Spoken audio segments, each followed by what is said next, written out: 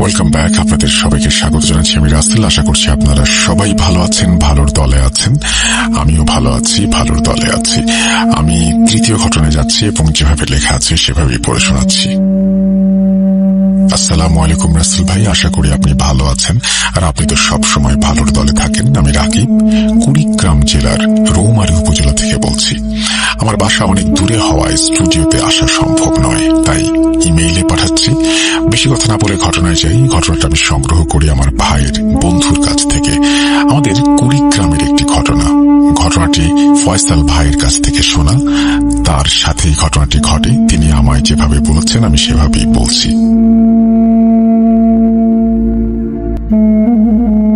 সুমন নামে আমার শৈশব কৈশোরের একজন বন্ধু ছিল, যে আত্মহত্যা করে মারা গেল।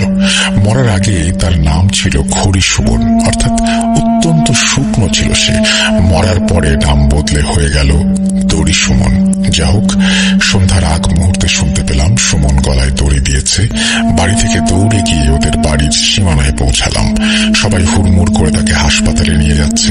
এমন সময় ওর মা বললেন, বাবা সুমন, তুই এটা কি করলি? কষ্ট চেপে রেখে বাড়ি চলে এলাম। তখন রাতে দেরি করে বাইরে থাকা নিষিদ্ধ ছিল। সন্ধ্যায় লাশ হাসপাতালে নেওয়ার আগেই সুমন মারা যায়। হাসপাতাল থেকে লাশ পোস্টমর্টম করতে নিয়ে যাওয়া হয়। সুমনের মামা লাশ নিয়ে একা বসেছিলেন রাত 12টা পর্যন্ত। পরে তিনি ভয়ে আর সেখানে থাকতে পারেননি। সকালে যখন তিনি লাশের কাছে যান তখন দেখেন 4-5টা কুকুর লাশটাকে চাটছে, অর্থাৎ পা চাটছে। সকালে লাশ পোস্টমর্টমে নিয়ে যায়। সকাল 10টার দিকে লাশ ফেরত আসে। কাছ থেকে সুমনের লাশ দেখলাম, মাথায় বড় বড় সেলাই, মোটা সুতো দিয়ে। সেখান থেকে টপ টপ করে তাজা রক্ত পড়ছে। টেম্পু ভরে গেছে রক্তে। টেম্পুর নিচে রক্ত পড়ছে ফোঁটায় ফোঁটায়। লাশের কাছে কেউ যাচ্ছে না। লাশ ধোয়ানোর জন্য মসজিদ থেকে চৌকিও দেওয়া হয়নি। পরে একটা ভাঙাচোরা চৌকির ব্যবস্থা করা হলো। অনিচ্ছার সত্ত্বেও দুজন মিলে লাশ নামাতে গিয়ে ফেলে দিলেন। খেজুর পাতার পাটি ছিঁড়ে লাশ পড়ল নিচে। সুতা ছিঁড়ে বুকের দুই পাশ খুলে গেল। দেখলাম বুকের ভেতরটা ফাঁকা। সবাই কোন রকমে লাশটাকে নিয়ে গেল চৌকির ওপরে। লাশ ধোয়ানোর মানুষ নেই। পরে সাবান গোলানো 3-4 বালতি গরম পানি দূর থেকে লাশের গায়ে ছুঁড়ে মেরে লাশ ধোয়ানো শেষ হলো। ফেলে দেয়া ছুট দিয়ে একজন কোন রকমে কিছুটা জায়গা মুছে দিল। তারপর কাফনে লাশটাকে জড়িয়ে জানাজা পড়ানোর জন্য নিয়ে যাওয়া হলো। আমরা দেখলাম জানাজা পড়তে হাতে গোনা 8-9 জন মানুষ এসেছে। তার মধ্যে আমরা 4 জন বন্ধুই ছিলাম। ইমাম সাহেব জানাজা না পড়িয়ে চলে গেলেন। তিনি আত্মহত্যা করা লাশের জানাজা পড়াবেন না। এরপরও জানাজা পড়ানো হলো। জানাজা পড়ালেন সুমনের বড় মামা। বিশ্বাস করবেন না, প্রায় 2 কিলোমিটার রাস্তায় আমরা 4 বন্ধু ছাড়া কেউ খাটিয়া কাঁধে নেয়নি। গোরস্থানে পৌঁছে দেখলাম মূল কবরস্থান থেকে দূরে বাঁশঝাড়ের ঝোপের ভেতর কোন রকমে একটা কবর খোঁড়া হয়েছে। সেই কবরে কেউ নামতে যাচ্ছে না। কবরের কাছে গিয়ে দেখলাম হয়তো 7 দিন আগে খোঁড়া কবরের পাশে সুমনের কবর খোঁড়া হয়েছে। কবর খোঁড়ার সময় কবরের দেয়াল ফুটো হয়ে গেছে। ফুটো দিয়ে হড়হড় করে পাশের কবরের লাশের পচা গন্ধ আসছে। দুর্গন্ধে দাঁড়ানো যাচ্ছে না। সবাই মাথায় টুপি খুলে নাকে ধরেছে। কবরে নামার কেউ নেই। এমনকি সুমনের বড় মামা, তিনিও অসুস্থ হয়ে পড়লেন। বমি করতে করতে তাদের এমন অবস্থা হলো যেন আজকে আর বাড়ি যেতে পারবেন না।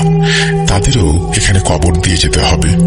কবরে নামার কেউ নেই। আমি বললাম আমি নামবো। আমার এক বন্ধু বলল আমিও নামবো। আমি আমার প্যান্ট গুটাতে লাগলাম।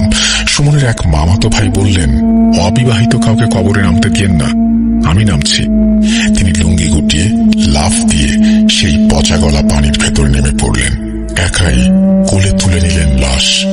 একা কোলে নেওয়ার সময় হাত ফসকে পুরো লাশ পানির মধ্যে পড়ে গেল। আমরা ওপরে দাঁড়িয়েছিলাম। পচা পানি ছিটিয়ে গা পর্যন্ত এসে পড়ল। সুমনের মামা পুরোপুরি ভিজে গেছেন। তিনি ওয়াক ওয়াক করছেন। কোন রকমের লাশ উত্তর দক্ষিণ সোজা করে দিয়ে কাফনের কাপড়ের গিট খুলে ওপরে উঠে আসলেন।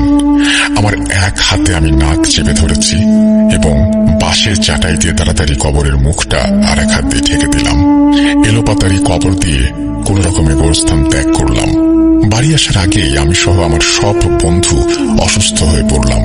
গোসল করেও গায়ের দুর্গন্ধ যায় না। সাবানের পর সাবান ঘষে ঘষে গোসল করলাম সবাই।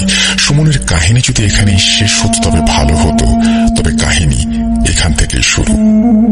এরপর আমাদের বন্ধু এবং এলাকার অনেকের সাথে অনেক ঘটনা ঘটে।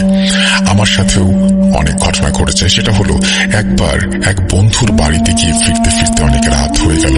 রাত 11টার দিকে বন্ধুর বাড়ি থেকে ফিরে বাইকে উঠলাম। বাইকে করে যখন রহিমপুর গোরস্থানের কাছে এলাম তখন হঠাৎ বাইক বন্ধ হয়ে গেল। রাস্তার পাশে বাইক সাইড করে বসে বসে দেখছি আর ভাবছি, হলো কি?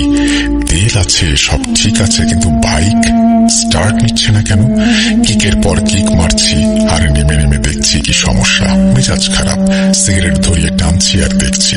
যখন বাইকের এই অবস্থা তখন বাইকের ওপারে এসে সুমন দাঁড়ালো। বলল, কিরে বাইকে কি হয়েছে?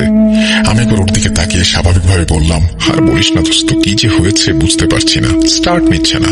তুই এখানে কি করিস? সুমন বলল, একটু ঘুরতে বের হয়েছি, একা একা ভালো লাগছিল না।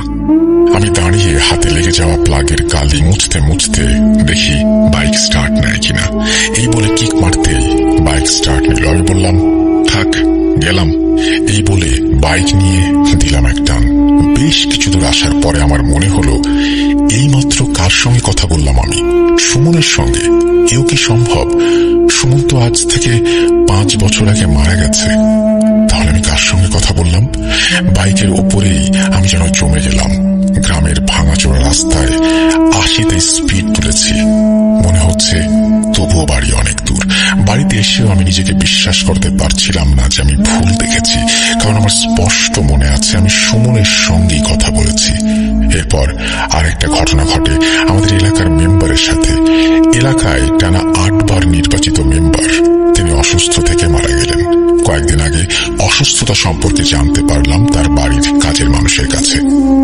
সুমন যখন মারা গিয়েছিল তখন মেম্বার সাহেব অনেককে সুমনের জানাজায় নিষেধ করেছিল যেতে। সুমনকে দাফন করার কিছুদিন পরেই তিনি অসুস্থ হয়ে পড়েন। মেম্বার সাহেবের বাড়ির কাজের মানুষ তার অসুস্থতার কারণ যেভাবে বলেছেন আমি সেভাবেই বলছি। আমি সেদিন রাত 10টার দিকে খাবার খেয়ে বারান্দায় গেলাম। খাবার খেয়ে না হাঁটলে শরীর ভালো লাগে না। বাড়িতে আরো 3-4 জন আছে যে যার ঘরে। আমি বারান্দায় হাঁটার সময় হঠাৎ দেখলাম উঠোনের কোনায় কেউ একজন দাঁড়িয়ে। বাড়ির গেট লাগানো, সবার ঘরে দরজা বন্ধ, তবে কে দাঁড়িয়ে আছে ওখানে দেখার জন্য আমি বারান্দার লাইট জ্বালালাম। লাইট জ্বেলে দেখলাম পচা গলা শরীর নিয়ে একটা বডি উঠোনের কোনায় দাঁড়িয়ে আছে। হঠাৎ সেই বডি বলল, তুই আমার জানাজা পড়াতে নিষেধ করেছিলি কেন? আমি নড়তে পারছিলাম না। বডিটি একটু একটু করে এগিয়ে আসতে লাগলো গ্রিলের কাছে। আমি চিৎকার দিতে পারছিলাম না। বডি যখন গ্রিলের ভেতরে হাত ঢুকিয়ে আমার হাত ধরলো, চিৎকার দিয়ে আমি অজ্ঞান হয়ে গেলাম। এরপর আর কিছু মনে নেই। সারা জীবন যিনি শক্ত শরীরে এলাকার মানুষের সেবা করে এসেছেন, এমনকি মুক্তিযুদ্ধে অস্ত্র হাতে যুদ্ধও করেছেন, সেই মানুষটা ওই ঘটনার পর আর বিছানা থেকে উঠতে পারলেন না। একদম বিছানায় পড়ে গেলেন এবং মারাই গেলেন। যে গোরস্থানে সুমনকে দাফন করা হয়েছিল সেখান থেকে মেম্বার সাহেবের বাড়ি মাত্র 50 হাত দূরে। বাড়ির গেট থেকেই গোরস্থান এবং বাঁশতলায় সুমনের কবর দেখা যায়। সুমন সম্পর্কে খোঁজ খবর নিয়ে আরেকটি ঘটনা আমি জানতে পারি। যে গোরস্থানে সুমনকে দাফন করা হয়েছিল সেই গোরস্থানের পাশেই একটা ছোট রাস্তা। রাস্তার পাশেই মসজিদ। এই মসজিদে ইমাম সাহেব আগে থেকেই সেখানেই ঘুমাতেন, অর্থাৎ মসজিদেই ঘুমাতেন। তার কাছ থেকে জানলাম, তার ভাষ্য মতেই লিখছি, তখন গরমের সময় ভোরবেলা ফজরের আজান দেওয়ার টাইম হয়ে গেছে, কিন্তু এখনো আজান দেয়া হয়নি। প্রতিদিন মুয়াজ্জিন সাহেব এসে আজান দেন, আজকে কেন যেন দেরি করছেন। এই ভেবে আমি বিছানা ছেড়ে উঠলাম। আমি মসজিদের বারান্দায় হাঁটছিলাম আর দাঁতন করছিলাম। হঠাৎ দেখলাম দূর থেকে মুয়াজ্জিন সাহেব দৌড়াতে দৌড়াতে এসে গেটের দরজা ধরে বললেন, হুজুর তাড়াতাড়ি গেট খুলুন। আমি গেট খুলে দিয়ে বললাম, কি হয়েছে, আপনি এরকম করছেন কেন? মুয়াজ্জিন সাহেব আমাকে আঙুল দিয়ে গোরস্থানের কোনায় কিছু একটা দেখালেন। কিন্তু আমি কিছুই দেখতে পারলাম না। কয়েকবার তিনি বললেন, হুজুর দেখেন, হুজুর দেখেন। মুয়াজ্জিন সাহেব আমাকে আঙুল দিয়ে গোরস্থানের কোণাটা দেখাচ্ছেন। আমি দেখলাম একটা বডি, যার শরীরের চামড়া মাংস পচে গেছে, সে দাঁড়িয়ে আছে। বিশ্বাস করুন, আমি স্পষ্ট দেখেছি। রাস্তার লাইটের আলোয় চারপাশ আলোকিত ছিল। আমি দেখলাম বডিটি সামনে এগিয়ে আসছে। আমি দোয়াদুরুদ পড়তে লাগলাম। মুয়াজ্জিন সাহেবকে নিয়ে মসজিদের ভেতরে চলে গেলাম। দরজা দিয়ে দেখলাম বডিটি একেবারে মসজিদের কাছে থেকে একটু দূরে রাস্তার উপর এসে দাঁড়িয়েছে। আমি মুয়াজ্জিন সাহেবকে বললাম, আপনি আজান দিন। মুয়াজ্জিন সাহেব কাঁপতে কাঁপতে গিয়ে মাইকে আজান দিলেন, আর আমি তার পাশেই দাঁড়িয়ে থাকলাম। আজান শেষ হওয়ার পর আবার মসজিদের বাইরে তাকালাম, কিছু নেই। পূব আকাশে একটু একটু করে আলো ফুটছে। তারপর থেকে আমি আর ওই মসজিদে থাকি না। মসজিদে অনেক দূরে বাসা ভাড়া নিয়েছি। এখনো ফজরের ওয়াক্তে কয়েকজন মিলে এসে মসজিদে ঢুকি, নিজেই আজান দেই। মুয়াজ্জিন সাহেব সেই ঘটনার পর থেকে আর এই মসজিদের আশেপাশেও আসেন না। আমি পরে লোকজনের কাছে এবং বডির ধরন বলে জেনেছিলাম যে বডিটি আমি দেখেছিলাম সেটা আপনাদের এলাকার একটা ছেলের বডি, যাকে অনেকেই দেখেছে। সুমন মরার বছরখানেক পরের ঘটনা আমার বন্ধুর কাছ থেকে শুনেছিলাম। বন্ধু রাতে একা থাকে বলে তার এক সিনিয়র ভাতিজা তার সঙ্গে থাকে। ভাতিজার নাম রবি। রবির দোকান আছে। সে প্রতিদিন রাত 11টার দিকে দোকান বন্ধ করে বন্ধুর কাছে আসে এবং তারা একসাথেই ঘুমায়। বন্ধুর মুখে যেভাবে শুনেছি সেভাবেই বলছি। আমি শুয়েছিলাম, চোখ দুটো ঘুমে বন্ধ হয়ে এসেছে। হঠাৎ রবি চাচা এসে দরজায় নক করে ভেতরে ঢুকলো। তারপর আমার মাথার কাছে এসে বসলো। সারাদিন কি করেছে না করেছে সেই নিয়ে গল্প।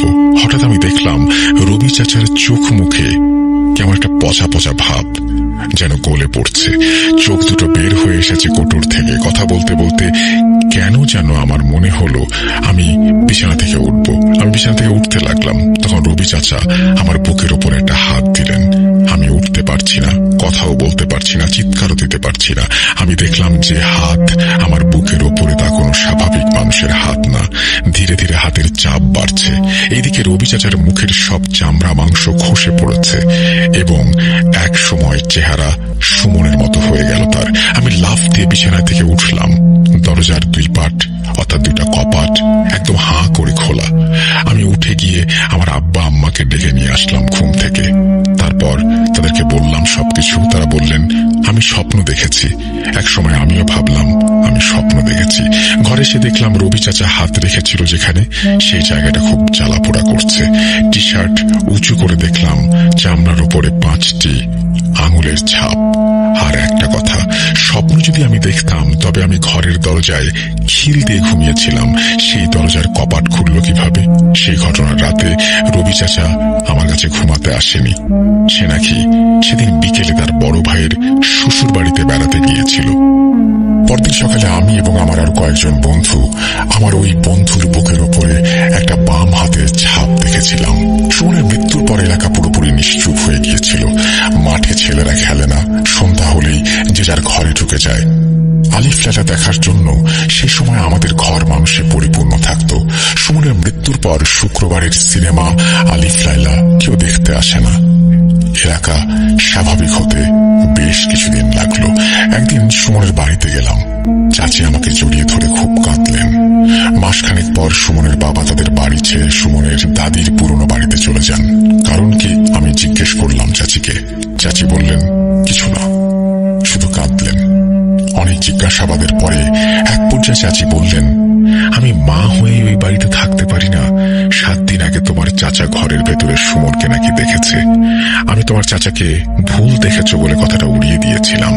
পরশুদিন রাতে এইসব আমি আবারও দেখি। আমি ঘুমিয়েছিলাম, হঠাৎ দমকা হাওয়ায় ঘরে জানালা খুলে গেল। আমি জানালা লাগাতে গিয়ে দেখি আমাদের পোষা কুকুরটার মাথা ছিঁড়ে কেউ বারান্দার উপরে ফেলে রেখে গেছে। রাতের বেলা এসব দেখলে ভালো লাগে বলো? কাল রাতে আমি আমাদের টয়লেটের ভেতরে 3টা মরা বিড়ালের বাচ্চা পেয়েছি। কয়েকদিন আগেই বিড়ালটা বাচ্চা দিয়েছিল। দেখে মনে হচ্ছে কেউ গলা টিপে মেরেছে। তোমাদের চাচা বাড়িতে নেই। আমার ভয় করে। রাতে মনে হয় কেউ বলছে, মা 50 টাকা দে না, 50 টাকা দে না। হয়েছিল কি বলেন তো? দুপুরবেলা থেকে 100 টাকার জন্য ঘ্যান ঘ্যান করছিল। আমার কাছে টাকা নেই, সুমনের বাপের কাছেও টাকা নেই, অর্থাৎ সে টাকা পাঠায় না। নাই এর মধ্যেও গতকাল সে 50 টাকা নিয়েছে। এসে বলল, মা 50 টাকা দাও। আমি বললাম, টাকা নেই, তোমার আব্বা এখনো টাকা পাঠায়নি, বাজার যে করবো সেই টাকাই নেই। সুমন বলল, দাও 50 টাকা, আমার দরকার, কোথায় পাবো আমি, আমার কাছে তো টাকা নেই। সুমন বলল, টাকা না দিলে সে গলায় দড়ি দেবে। আমি বললাম, দে গলায় দড়ি। আজকে গলায় দড়ি দিলেও টাকা নেই। আমি ঘরের পেছনে ছিলাম, ঘরের টিরের নিচে অনেক ঝুল হয়েছিল, সেগুলো ঝাড়ছিলাম। সুমন দৌড় দিয়ে ঘরে গিয়ে ফ্যানের সাথে গরু বাঁধা দড়ি বাঁধছে আর বলছে, 50 টাকা দাও, না হলে সত্যি সত্যি চলে যাব। আমি ঘরের জানলা দিয়ে ওর সাথে কথা বলছি আর কাজ করছি। ছেলেটা আমার চেয়ারের উপর দাঁড়িয়ে হাসতে হাসতে কথা বলতে বলতে হঠাৎ পায়ের নিচ থেকে চেয়ারটা উল্টে গেল। আমি দেখলাম সে ঝুলে আছে, তার হাত পা ছুটছে। ঘরের পেছন থেকে চিৎকার দিয়ে ঘরে এসে পা দুটো উঁচু করে ধরে সবাইকে ডাকলাম। ছেলেটা আমার 50 টাকার জন্য মারা গেল। এখনো সুমনের বাড়িতে অনেকে এই রাতে ঘুমোতে পারে না। এখনো সুমনের মা মধ্যরাতে সুমনের ডাক শোনে। সবচাইতে আজব ব্যাপার হচ্ছে, ওই বাড়িতে কোনো কুকুর বেড়াল ঢুকলে তারা আর বেঁচে থাকে না। ওদের বাড়িতে একটা পোষা বেড়াল ছিল। সুমনের মৃত্যুর পর 1 মাস পরে সেই বেড়ালটিকে বারান্দায় বাঁশের সাথে ফাঁসি দেওয়া অবস্থায় পাওয়া যায়। এখনো সুমনের মা চাচিকে যখনই দেখি, তার চোখে মুখে একটা আতঙ্ক দেখে বোঝা যায় তিনি কিছু একটা লুকিয়ে রাখার চেষ্টা করছেন। সেই কষ্টটা কি ধরনের কষ্ট নাকি ভয় আমার জানা নেই। এই বলে তিনি তার ঘটনা শেষ করেছেন। আশা করছি এই ঘটনা আপনাদের ভালো লেগেছে। যদি ভালো লাগে অবশ্যই আমাদেরকে জানাবেন। আমরা এখন চলে যাব এমন কিছু ঘটনায়, যে ঘটনাগুলো হয়তো আপনারা আগেও শুনেছেন বা শোনেননি বা বারবার শুনতে চান। চলুন কথা না বাড়িয়ে আমরা এখন সেই ঘটনাগুলোতে যাই। আমরা চলে যাব আমাদের আজকের প্রথম ঘটনায়। আশা করছি আমাদের ঘটনাটি আপনাদের ভালো লাগবে। চলুন শুরু করা যাক। যেভাবে লেখা আছে আমি সেভাবেই পড়ে শোনাচ্ছি। আসসালামু আলাইকুম প্রিয় শ্রোতা মণ্ডলী, আমি কাশফিয়া তিন্নি। আশা করি ভালো আছেন। আমি এমন এক সময় শোনা শুরু করেছি যখন ভূত এফএম অন এয়ার থেকে অফ এয়ারে চলে এসেছে। তবুও ইউটিউব ঘেটে সব পর্বই শুনে নিয়েছি। আর এখন আমি ভূত.com এর একজন নিয়মিত শ্রোতা। ভূত.com না শুনলে আমি রাতে ঘুমোতেই পারি না। যাই হোক, মূল কাহিনীতে আসি। আমি দেশের বাইরে থাকি, তবে দেশে থাকলেও আমি চাইতাম রাসেল ভাইয়ের কণ্ঠেই এই কাহিনী শুনতে। এই কাহিনীটি আমি শুনেছিলাম আমার এক বন্ধুর কাছ থেকে। একদিন চায়ের আড্ডায় ভূতের কথা উঠতেই সে শেয়ার করেছিল তার জীবনের এই ভয়ঙ্কর ঘটনা। তার ভাষাতেই আমি উপস্থাপন করছি।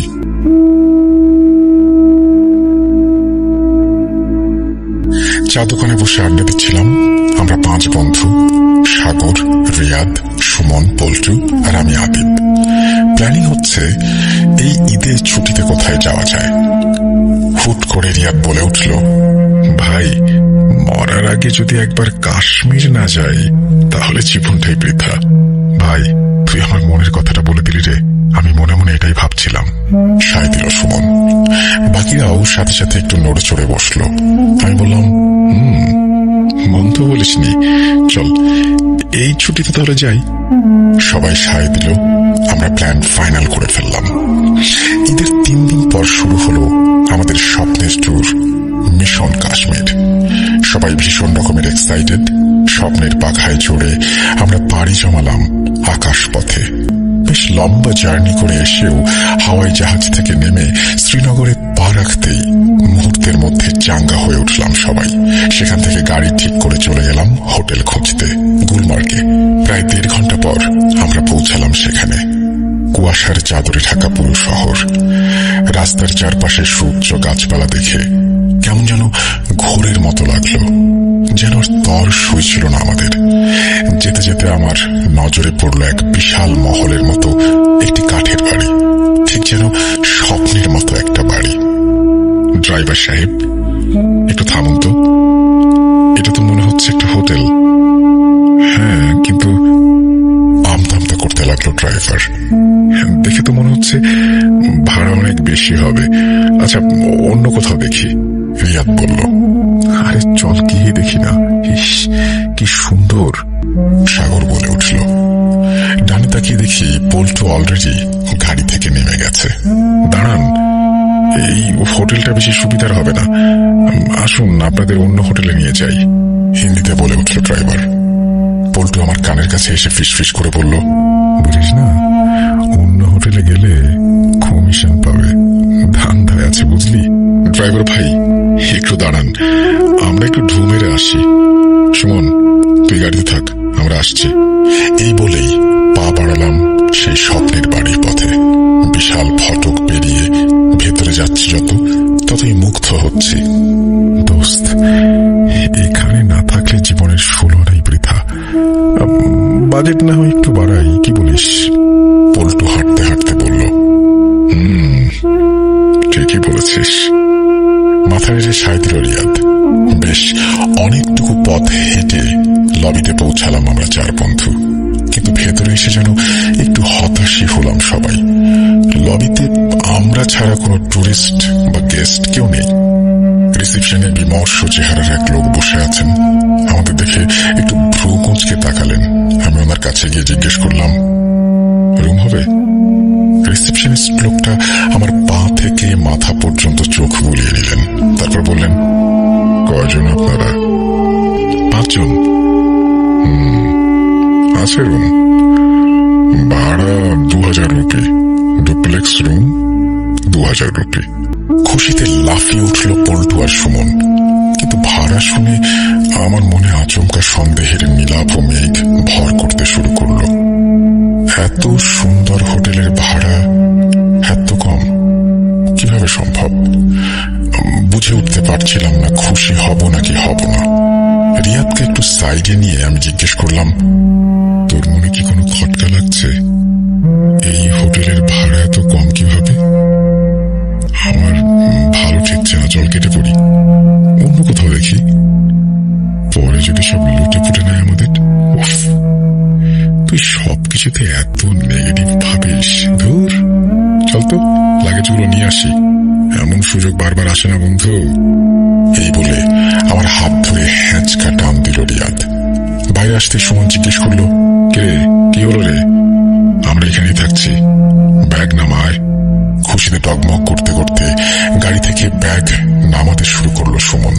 আমি ড্রাইভারের ভাড়া চুকিয়ে ওনাকে বললাম, ভাই আমার নাম্বারটা সেভ করে রাখেন, গাড়ি লাগলে আবার কল দেব আপনাকে, খুব শীঘ্রই দেখা হবে। ঠোঁটের কোণে অদ্ভুত এক তাচ্ছিল্যের হাসি টেনে উত্তর দিল ড্রাইভার। অতঃপর ভেতরের পথে হাঁটা দিলাম 5 বন্ধু মিলে। সকল ফর্মালিটিস শেষ করে বসে আছি আমরা লবিতে। কিছুক্ষণ পর রুম সার্ভিসের এক লোক এসে আমাদের বলল, চলুন আপনাদের রুম রেডি। আমরা বাধ্য ছেলের মতো ওনাকে অনুসরণ করে এগিয়ে চললাম আমাদের স্বপ্নের মহলের আরো কাছাকাছি। বাইরে থেকে যতটা চাকচিক্য, ভেতরে ঠিক ততটাই সাদামাটা রুমটি। তার উপর লবি থেকেও বেশ অনেকটা দূরে। তবে রুমে রাখা খাটটি দেখে বোঝা যাচ্ছে একসময় আভিজাত্যের কমতি ছিল না এখানে। সময়ের ব্যবধানে আর যত্নের অভাবে রুমের যে এই হাল হয়েছে তা দেখে বোঝা যাচ্ছে। রুমে পা বাড়াতেই আমার চোখ আটকে গেল ঘরের কার্পেটে। উডেন ফ্লোরের ক্ষত ঢাকতেই মনে হয় বিছানো হয়েছে এটি। ডান সাইডের কোনায় এক বিশাল ফুটো, দেখে মনে হচ্ছে সাপের গর্ত। তা দেখে আমার গা কেমন শিউরে উঠল। শুধু আমার চোখে যে ব্যাপারগুলো ধরা পড়ছে তা না, বাকি সবারও যেন আনন্দে কিছুটা ভাটা পড়েছে। কিরে, বাইরে থেকে কি দেখলাম আর ভেতরে কি? নীরবতা ভেঙে বলল সুমন। আগে জানলে রুম দেখে নিতাম। 3 দিনের অ্যাডভান্স নিয়ে নিয়েছে রে। কি, তুই 3 দিনের ভাড়া দিয়ে দিলি? অ্যাডভান্স? আরে 1 দিনেরটা দিতি না? তোর কাণ্ড জ্ঞান হলো না। পল্টু বলল, কেন, তোর সামনে তো দিলাম, তখন তো কিছু বললি না? একটু রাগ দেখিয়ে বলল রিয়াদ। উফ, বাদ দে তো, যা হওয়ার হয়েছে। খুব একটা খারাপ না রুমটা। তাছাড়া বাইরে কি সুন্দর দেখছিস না, পুরোটাই যেন বেহেশত। দেখতে দেখতে 3 দিন কেটে যাবে। সাগরের কথা শুনে সবাই একটু আশ্বস্ত হলো। সবাই বেশ টায়ার্ড, তাই রুমে খাবার অর্ডার করে খেয়ে দিয়ে পুরো দুপুরটা শুয়ে কাটিয়ে দিলাম আমরা। এর মধ্যে যে কখন চোখ লেগে আসলো বুঝতেই পারলাম না। ঘুম ভাঙলো পল্টুর চিৎকারে। লাফ দিয়ে উঠলাম ঘুম থেকে। বুকের মধ্যে ধরফর ধরফর করছে। জিজ্ঞেস করলাম, কি হয়েছে? পল্টু আঙুল দিয়ে কি যেন ইশারায় দেখালো। দেখলাম পল্টুর বিছানার চাদর বেয়ে বিশাল এক ইঁদুর নেমে ফ্লোরে সেই ফুটো দিয়ে টুপ করে ঢুকে গেল। তা দেখে আমরা সবাই সাথে সাথে আর একবার চিৎকার দিয়ে লাফিয়ে দাঁড়িয়ে গেলাম বেডের ওপরে। গাধার দল, নাম বিছানা থেকে। উফ, ইঁদুর দেখে কেউ ভেবে চিল্লায়, চেঁচিয়ে উঠল সাগর। ঘরের ভেতর ইঁদুর আসলো কোত্থেকে? ইঁদুর যেহেতু এসেছে, সাপও আসতে পারে। বাইরে যে জঙ্গল, বলল পল্টু। হ্যাঁ, বলেছে তোকে, ভিতরে ডিম কোথাকার। চল বাইরে যাই, তাচ্ছিল্যের সুরে বলে উঠল সাগর। তবে তার চেহারা দেখে বোঝা যাচ্ছে ব্যাপারটা তারও ভালো লাগেনি। বিকেল গড়িয়ে তখন সন্ধে নেমেছে। আমরা সবাই বের হয়ে হোটেলের চারপাশে একটু ঘোরাঘুরি করতেই পুরো সন্ধ্যা নেমে গেল। আমরা কিছুক্ষণ হোটেলের লবির চারপাশে হাঁটাহাঁটি করলাম। তারপর ছবি তোলার জন্য সবাই মিলে একটা বেঞ্চে বসলাম। যেই না ছবি তোলার জন্য মোবাইলে ক্লিক করলাম, অমনি দুম করে পেছনে কি যেন পড়লো। প্রচন্ড ভয় পেয়ে গেলাম সবাই। পেছনে কি অনেক খুঁজেও কিছুই পেলাম না, কিন্তু শব্দ শুনে মনে হলো বেশ ভারী কিছু একটা পড়েছে। সবাই চুপচাপ, কেউ কিছু বলছে না। হুট করে চিল্লাতে শুরু করলো সুমন। দোস্ত, আমরা যখন এসেছি তখন এই ড্রামটা পেছনে ছিল না? মোবাইলে তোরা ছবিটা দেখিয়ে বলল সুমন। কি যাতা বলছিস? আকাশ থেকে ড্রাম পড়বে কিভাবে, তাও শুকনো পাতা ভর্তি ড্রাম? যখন শব্দটা হলো তখন পাতা উড়ে এসেছিল, দেখিসনি? ওইটা বাতাসে উড়ে এসেছে। সব গর্ধবের দল নিয়ে এসেছি ঘুরতে। উফ, চেঁচিয়ে বললাম আমি।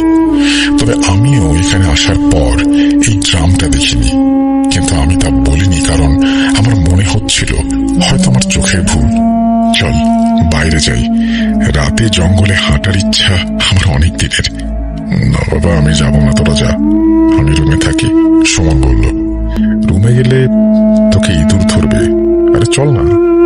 পল্টুর এই কথা শুনে হেসে উঠলাম সবাই। মেইন ফটক থেকে বের হয়ে জঙ্গলের দিকে হাঁটা দিলাম। চারিদিকে খুটখুটে অন্ধকার, পেছনে বরফের চাদরে ঢাকা বিশাল পাহাড়, অদ্ভুত এক বাতাস। জঙ্গল এত সুন্দর হয় আমি আগে কখনো দেখিনি। বাতাসে এক অদ্ভুত মায়াবী গন্ধ। সেই মায়া গায়ে মাখিয়ে সামনের দিকে এগিয়ে যেতে লাগলাম আমরা পাঁচজন। যতই সামনে যাচ্ছি ততই মুগ্ধ হচ্ছি। একটু সামনে যেতেই আমাদের সাথে যোগ দিল এক পাহাড়ি কুকুর। মাথায় একটু হাত বুলিয়ে দিতেই সাথে সাথে চলতে লাগলো আমাদের সাথে। ঠিক সাথে না, একটু আগে, যেন আমাদের পথ দেখাচ্ছে।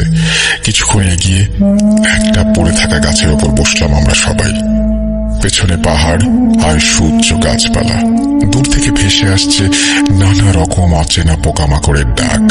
তারই মাঝে আরো একটা ডাক ভেসে আসছে, ভয়ঙ্কর, গা কাঁপানো, হয়তো কোনো বন্য জীব জানোয়ারের। আর তারই মাঝে আমরা। সেই পাহাড়ি কুকুরটা এসে বসলো আমাদের পায়ের কাছে, কিন্তু সজাগ দৃষ্টি তার চারপাশে, যেন আমাদের পাহারা দিচ্ছে।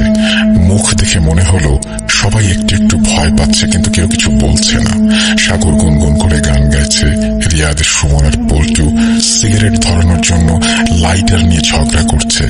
আর আমি মুগ্ধ নয়নে চেয়ে দেখছি পাহাড় রাতের সৌন্দর্য। চাঁদটা আছে বলেই এই খুটখুটে অন্ধকারেও দেখা যাচ্ছে যেন এক অদ্ভুত ফিলিংস। কিন্তু এই সুন্দর দৃশ্য আর বেশিক্ষণ সুন্দর রইল না। হুট করেই যেন হাওয়া থেমে গিয়ে থমথমে হয়ে উঠল চারপাশ। ধূপ করে কুকুরটা দাঁড়ালো, ভীত চাহনিতে দেখতে লাগলো চারপাশে। তারপর আমাদের পেছনের দিকে তাকিয়ে চিল্লাতে শুরু করলো, যেন কিছু দেখেছে সে। অজানা এক ভয়ে বুক কেঁপে উঠল আমার। ঠিক সাথে সাথেই আবারও সেই একই আওয়াজ। ধূপ করে বিশাল কিছু পড়লো আমাদের পেছনে। সবাই কথা থামিয়ে পেছনে তাকালো। কি সেই একই রকম ড্রাম পড়ে আছে পেছনে। সবাই সবার মুখ চাওয়াচাওয়ি করতে লাগলাম আমরা। ভয়ে আমার বুক ধক ধক করে কেঁপে উঠল। সাথে সাথেই এক ঘূর্ণায়মান বাতাস সাইক্লোনের মতো ঘুরতে ঘুরতে আমাদের দিকে এগিয়ে আসতে থাকলো। অমনি কুকুরটা দৌড়ে পালিয়ে গেল। আমরা এক চিৎকারে উঠে দাঁড়ালাম, কিন্তু ভয়ে যেন আমাদের পা জমে গেল। এই মুহূর্তে মুহূর্তে দৌড়ে পালানো দরকার, কিন্তু কেউই নড়তে পারছি না। সবাই দোয়াদরুদ পড়া শুরু করলাম জান প্রাণ দিয়ে। একটু পর ঘুরন্ত বাতাসটা থেমে গেল। আমি সাথে সাথেই বললাম, সবার হাত ধরো, আমরা সবাই আয়াতুল কুরসি পড়ে সামনে হাঁটা দিই। কিন্তু কেউ কারো হাত ছাড়বো না। অমনি সবাই সবার হাত শক্ত করে ধরে জান প্রাণ দিয়ে দৌড়াতে লাগলাম হোটেলের দিকে। প্রচন্ড বাতাস শুরু হলো, যেন পেছনের দিকে টেনে নিয়ে যাবে আমাদের। আমরা কোনো মতে জান বাঁচিয়ে হোটেলের গেট দিয়ে ভেতরে ঢুকলাম। কিন্তু রুমে যে আরো ভয়াবহ কিছু অপেক্ষা করছিল আমাদের জন্য, তা আমরা ঘূর্ণাক্ষরেও টের পাইনি। দৌড়ে গিয়ে রুমের লক খুলে লাইট জ্বালাতে যাব, অমনি দেখি রুমের ফ্যানের সাথে এক নারী দেহ ঝুলে আছে। চিৎকার দিয়ে রুম থেকে বের হয়ে গেলাম আমরা। মনে হচ্ছিল এক্ষুনি অজ্ঞান হয়ে যাব। দৌড়ে সবাই মিলে লবিতে গিয়ে বললাম সব, কিন্তু ওনারা বলছেন এটা নাকি আমাদের চোখের ভুল। আরে সবাই কিভাবে ভুল দেখবে, ফাইজলামি নাকি? রাগ দেখিয়ে বলল সাগর, আমাদের ব্যাগ এনে দিন রুম থেকে, আর টাকা ফেরত দিন। এখানে আর এক মুহূর্ত না, চিৎকার করে বলে উঠলাম আমি। রাগে ভয়ে আমার হাত পা কাঁপছিল, কিন্তু রিসেপশনে থাকা লোকটি এমন ভাবে কথা বলছে যেন কিছুই হয়নি। কোনোভাবেই উনি টাকা ফেরত দেবেন না। রিয়াদ বলল, লাগবে না টাকা, যান ব্যাগগুলো নিয়ে আসুন। এই পল্টু, তুই ড্রাইভারকে কল কর। ড্রাইভারকে কল দিতেই উনি 5 থেকে 7 মিনিটের মধ্যেই চলে এলেন। ঘড়ির দিকে তাকিয়ে দেখলাম রাত 1টা বাজে। ব্যাগ গাড়িতে উঠিয়ে বললাম, ড্রাইভার ভাই প্লিজ আমাদের অন্য কোথাও নিয়ে চলেন। ড্রাইভার ঘাড় ঘুরিয়ে আমাদের দিকে তাকিয়ে বললেন, এত রাতে না বের হওয়াটাই ঠিক ছিল। আজ রাতটা গাড়িতেই কাটিয়ে দিন, ভোরে আমরা বেরিয়ে যাব। মুহূর্তের মধ্যে জীবনটা কেমন হয়ে গেল, ভাবতেই পারছি না কিছু। নীরবতা ভেঙে ড্রাইভার বললেন, আমি কাছেই ছিলাম, কারণ জানতাম আপনাদের আমাকে প্রয়োজন হবে। বিস্ময় আর ভীত চোখে তাকিয়ে আছি আমরা ড্রাইভারের দিকে। মানে আপনি জানতেন? মানে আমতা আমতা করে প্রশ্ন করলাম আমি। এখানে যারাই থেকেছে তাদের সাথে এমন কিছু ঘটেছে, তাই আমি আপনাদের আগেই মানা করেছিলাম এই হোটেলে উঠতে। এটা একটা অভিশপ্ত হোটেল, এখানে সবাই জানে, কিন্তু দূরের মানুষ তো জানে না। অভিশপ্ত মানে? এখানে একটা কাপল হানিমুন এসেছিল বেশ আগে। মানুষ বলে এই হোটেলের কোনো একটা রুমে সেই মহিলা ফ্যানের সাথে ঝুলে আত্মহত্যা করে, কিন্তু তার গায়ে অনেক নির্যাতনের দাগ ছিল। মার্ডার ছিল, বুঝলেন? সেই মহিলার স্বামী মেরেছে, পরে জাস্ট ঝুলিয়ে দিয়েছে। মামলাও হয়েছিল, কিন্তু বড়লোক বাপের ছেলে পার পেয়ে গেছে। আর সেই বেচারির অতৃপ্ত আত্মা এখনো আছে এখানে। হোটেলের মালিকও এই ঘটনা ধামাচাপা দেবার অনেক চেষ্টা করেছে, কিন্তু কই, পারল না তো। যাকে আপনাদের সাথে কি হয়েছে বলুন তো? ড্রাইভারের কথার উত্তর দিল না কেউ, দেবার শক্তি ছিল না কারো। নিশ্চুপ হয়ে মূর্তির মতো বসে আছি সবাই। সেই রাত যেন শেষই হচ্ছিল না। আমাদের জীবনের সবচেয়ে ভয়ঙ্কর রাত। এখনো মনে পড়লে আমার গা শিউরে ওঠে। এই বলে উনি ঘটনা শেষ করলেন। একটু থেমে আবার বললেন, বাকি যে কয়দিন কাশ্মীর ছিলাম তখন আর কোনো সমস্যা হয়নি, কিন্তু দাঙ্গার জন্য বেশ কিছুদিন আটকে গিয়েছিলাম। পরিস্থিতি ভালো হলে দেশে ফিরে যায় সবাই, কিন্তু জীবনের শ্রেষ্ঠ ট্যুরটাই জীবনের সবচেয়ে ভয়ঙ্কর ট্যুর হয়ে গিয়েছিল সেবার। আদিব চায়ের কাপের শেষ চুমুক দিয়ে বলে উঠল, আজ উঠে যে কাজ আছে কিছু। আমার লেখা ভালো লাগলে জানাবেন, আর আরো নতুন ঘটনা নিয়ে হাজির হব। ভালো থাকবেন সবাই। এটা লিখেছেন পেনাং, মালয়েশিয়া থেকে Kashfia Tinni. Thank you very much. আমার ধারণা যেটা ঘটনাটা আপনার না, ঘটনাটা আপনি কারো কাছ থেকে শুনে লিখেছেন, এবং তাকে একটু ক্রেডিট দেওয়ার জন্য আপনি এখানে বলেওছেন যে এটা আদিব নামের একজন আপনার সাথে শেয়ার করেছেন। Thank you very much. আপনি অনেক দূর থেকে পাঠিয়েছেন ঘটনা, এবং আমাদেরকে মনে রেখেছেন, আমাদেরকে যে শোনেন সেজন্য আপনাকে আন্তরিকভাবে ধন্যবাদ জানাই। আমরা চলে যাব আমাদের পরবর্তী ঘটনায়। Welcome back. আপনাদের সবাইকে স্বাগত জানাচ্ছি আমি রাসেল। আশা করছি আপনারা সবাই ভালো আছেন, ভালোর দলে আছেন। আরো একবার ফিরে আসলাম আরো একটা ইমেল নিয়ে আপনাদের কাছে। আশা করছি এই ইমেলটি আপনাদের ভালো লাগবে। তবে আগের দুটি ইমেলের মতো এই ইমেলটি অত বড় নয়, তবে ভালো লাগবে আশা করছি, এবং সেই বিশ্বাস থেকেই চাইছি আপনারা পুরোটা সময় আমার সঙ্গে থাকুন। আসসালামু আলাইকুম রাসেল ভাই, কেমন আছেন জানতে চাইলাম না। জানি আপনি সব সময় ভালোর দলেই থাকেন। আমি এবার এইচএসসি পরীক্ষার্থী। লিখছিলাম রাজশাহী বিভাগের সিরাজগঞ্জ জেলার উল্লাপাড়া থানা থেকে। আর কথা না বাড়িয়ে ঘটনায় চলে যাই। ঘটনাটি আমার নিজের খালাতো ভাই, খালাতো বোন আর খালুর সাথে। আমার নানার 7 ছেলে 2 মেয়ে। সেই দিক থেকে আমার আম্মু বড়। আমার বড় খালাম্মার বিয়ে হয় আমাদের পাশে তারাস উপজেলার নাথসোদপুর গ্রামে। আমার খালাম্মার স্বামী বা আমার খালু মিয়া ছিলেন একজন হাফেজ। তিনি তাদের গ্রামের পাশের একটা মাদ্রাসার শিক্ষক ছিলেন। মানুষ হিসেবে তার জুড়ি মেলা ভার, যেমন লম্বা তেমন শারীরিক গঠন, মুখে দাড়ি, সব মিলিয়ে অসাধারণ ব্যক্তিত্বের অধিকারী। আমার খালাম্মার 1 ছেলে 1 মেয়ে। সেই দিক থেকে খালাম্মা খালু খুব খুশি ছিলেন। আমার খালাতো বোনের নাম ছিল আনিকা, আর খালাতো ভাইয়ের নাম হলো নাফিউল, আর খালুর নাম হলো মোহাম্মদ আলতাফ হোসেন। আজ থেকে 5 বছর আগে হঠাৎ একদিন আমার সেই খালাম্মার জীবনে নেমে আসে এক ভয়াল ঝড়। একটা কথা বলে রাখা ভালো, খালাম্মার শ্বশুর বাড়ি বিল এলাকায় হওয়ার জন্য তারা মাঝে মাঝে মাছ ধরতে যেত জালি হাতে।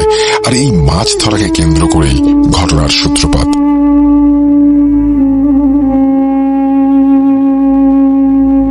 একদিন খালু মিয়া দুপুরে মাদ্রাসা থেকে এসে খালাম্মাকে তালের বড়া বা তালের পিঠা বানাতে বলেন। আরো বলেন যে মাছ ধরে এসে সেই তালের পিঠা খাবেন। হাত জালি দিয়ে মাছ ধরার জন্য সাধারণত 2 জন হলেই হয়। একজন জালি দিয়ে কচুরিপানার মধ্যে খেঁচি দেয়, আর একজন তাকে সাহায্য করার জন্য পাতিল নিয়ে সাথে সাথে থাকে। কথা অনুযায়ী খালু মিয়া আনিকা আর নাফিউলকে নিয়ে মাছ ধরার জন্য হাত জালি নিয়ে বাসা থেকে বের হয়ে পড়েন। তো দুপুর গড়িয়ে সন্ধ্যা নামে, সন্ধ্যা গড়িয়ে রাত। এদিকে খালু মিয়া, আনিকা ও নাফিউল কারো কোনো খোঁজ পাওয়া যাচ্ছে না। তখন খালাম্মা সব আত্মীয়দের বাসায় ফোন করা শুরু করেন যে তারা কোনো আত্মীয়র বাসায় গেছে কিনা। তারপরে যখন কোনো বাড়িতে পাওয়া যায় না, তখন সবাই মিলে তাদের খুঁজতে শুরু করেন। এরই মধ্যে আমাদের বাড়িতেও খবর আসে। তখন আমার বাবাও তাদের খুঁজে যান খালাম্মার শ্বশুর বাড়িতে। সকালে ভোরের আলো ফোটার আগে বাবা বাড়িতে চলে আসেন। বাবা কেমন যেন মুখ ভার করেছিলেন, বাবাকে কেমন জানি দেখাচ্ছে। তখন আম্মু বাবাকে বলেন, কি খবর? তখন বাবা হঠাৎ করে কেঁদে দেয় আর বলে, ওদের পাওয়া গেছে। তখন আম্মু বলছে, তুমি কান্না করছো কেন? তখন বাবা বলেন, ওরা কেউ বেঁচে নেই। তখন আমরা সবাই অবাক। বাবা, কি বলছো তুমি? কি হয়েছে ওদের? বলো বাবা, কি হয়েছে? ওরা মাছ মারতে গেছে, তাহলে তুমি বলছো কেন যে ওরা বেঁচে নেই? তখন বাবা বলে, ওরা 3 জন পানিতে পড়ে মারা গেছে। আমরা তো সবাই অবাক, এটা কিভাবে সম্ভব? তারা মাছ ধরতে গেছে একটা খালের পাশে, খালটা মিশে গেছে একটা বড় নদীর সাথে। খালু মিয়ার আর নাফিজের লাশটা পাওয়া যায় ওই খালের ভেতরে। খালু মিয়াকে জড়িয়ে ধরেছিল নাফিজ, খালু মিয়ার ছেলে। আর আনিকার লাশটা পাওয়া যায় সেই নদী ধরে বয়ে চলে 10 নম্বর ব্রিজ নামক একটা ব্রিজের নিচে। মাছ ধরা এক জালের সাথে আটকে ছিল আনিকা। অবাক করা বিষয় হলো, খালু মিয়ার চোখের পাতার কিছু অংশ এবং শরীরের কিছু অংশ একটু একটু করে খুবলে খাওয়া ছিল। আর আনিকার মুখের অনেকটা অংশ ছিল না, মনে হচ্ছে কেউ খুবলে খেয়ে নিয়েছে। কিন্তু অবাক করা বিষয় হলো, নাফিজের লাশটার কোনো অংশেই কোনো ক্ষতি হয়নি। আজও তাদের মৃত্যুর একটা রহস্য। যারা নদী বা বিল এলাকার মানুষ, তারা কিভাবে সাঁতার জানতে পারে না। আর পানিতে পড়লে হয়তো 1 জন বা 2 জন মারা যাবে, কিন্তু 3 জন ব্যক্তি একই সাথে কিভাবে মারা যায়? বাবা ছেলের লাশটা এক জায়গায় থাকলেও মেয়ের লাশ কেন দূরে ভেসে গেল? আর পরে অবাক করা বিষয় হলো, তাদের শরীরের অংশগুলো খুবলে খেয়েছে কে? তারপরে সকালবেলা তাদের লাশ নিয়ে এসে সেই গ্রামে কবরস্থানে দাফন করা হয়। তারপর আমার খালাম্মা অনেক দিন কোনো কথা বলতে পারেননি। এখনো আমার খালাম্মা মাঝে মাঝে তালের বড়া দেখলে বা মাছ কাটা দেখলে কান্না করে ওঠেন। সবাই আমার খালাম্মার জন্য দোয়া করবেন, আল্লাহ যেন তাকে শোক কাটিয়ে ওঠার তৌফিক দেন। আর ঘটনা যদি সিলেক্টেড হয় আমাকে অবশ্যই জানাবেন। লেখার মাঝে ছোট ছোট ভুল বা লেখা সাজিয়ে গুছিয়ে না লিখতে পারলে আন্তরিকভাবে দুঃখিত। এই বলে ঘটনা শেষ করেছেন মোহাম্মদ সৌরভ হাসান। এরপরে তিনি তার মোবাইল নাম্বার এবং তার ঠিকানা শেয়ার করেছেন, সেটা আমি আর না পড়ি। থ্যাংক ইউ ভেরি মাচ আপনার ঘটনার জন্য। আশা করছি এই ঘটনাটি আপনাদের ভালো লেগেছে। যদি ভালো লাগে অবশ্যই আমাদের জানাবেন, যদি ভালো না লাগে সেটাও আমাদেরকে জানাবেন। আমরা চলে যাব আমাদের পরবর্তী ঘটনায়। আশা করছি পরবর্তী ঘটনাগুলো একইভাবে আপনাদের আনন্দ দেবে। চলুন পরবর্তী ঘটনায় যাওয়া যাক। যেভাবে লেখা আছে আমি সেভাবেই পড়ছি। আশা করছি আপনারা প্রথম থেকে শেষ পর্যন্ত শুনবেন। জানিয়ে দিই, আপনারা শুনছেন ভূত.com। আমি রাসেল আজির সাথে। চলুন শুরু করা যাক। আসসালামু আলাইকুম রাসেল ভাই, আশা করি ভালো আছেন। আমি প্রান্ত, খুলনা থেকে 2012 সাল থেকে ঘটনা শুনি, যখন আব্বুর সিম চুরি করে আপনাকে মেসেজ পাঠাতাম, কিন্তু আজ পর্যন্ত কোনো ঘটনা লিখতে পারিনি। তবে আজ একটা ঘটনা লিখছি, যদি ভালো লাগে পড়ে শোনাবেন, খুব খুশি হব। বর্তমানে আমি মালয়েশিয়াতে আছি এবং ঘটনা আমার ফ্রেন্ডের কাছ থেকে নেয়া।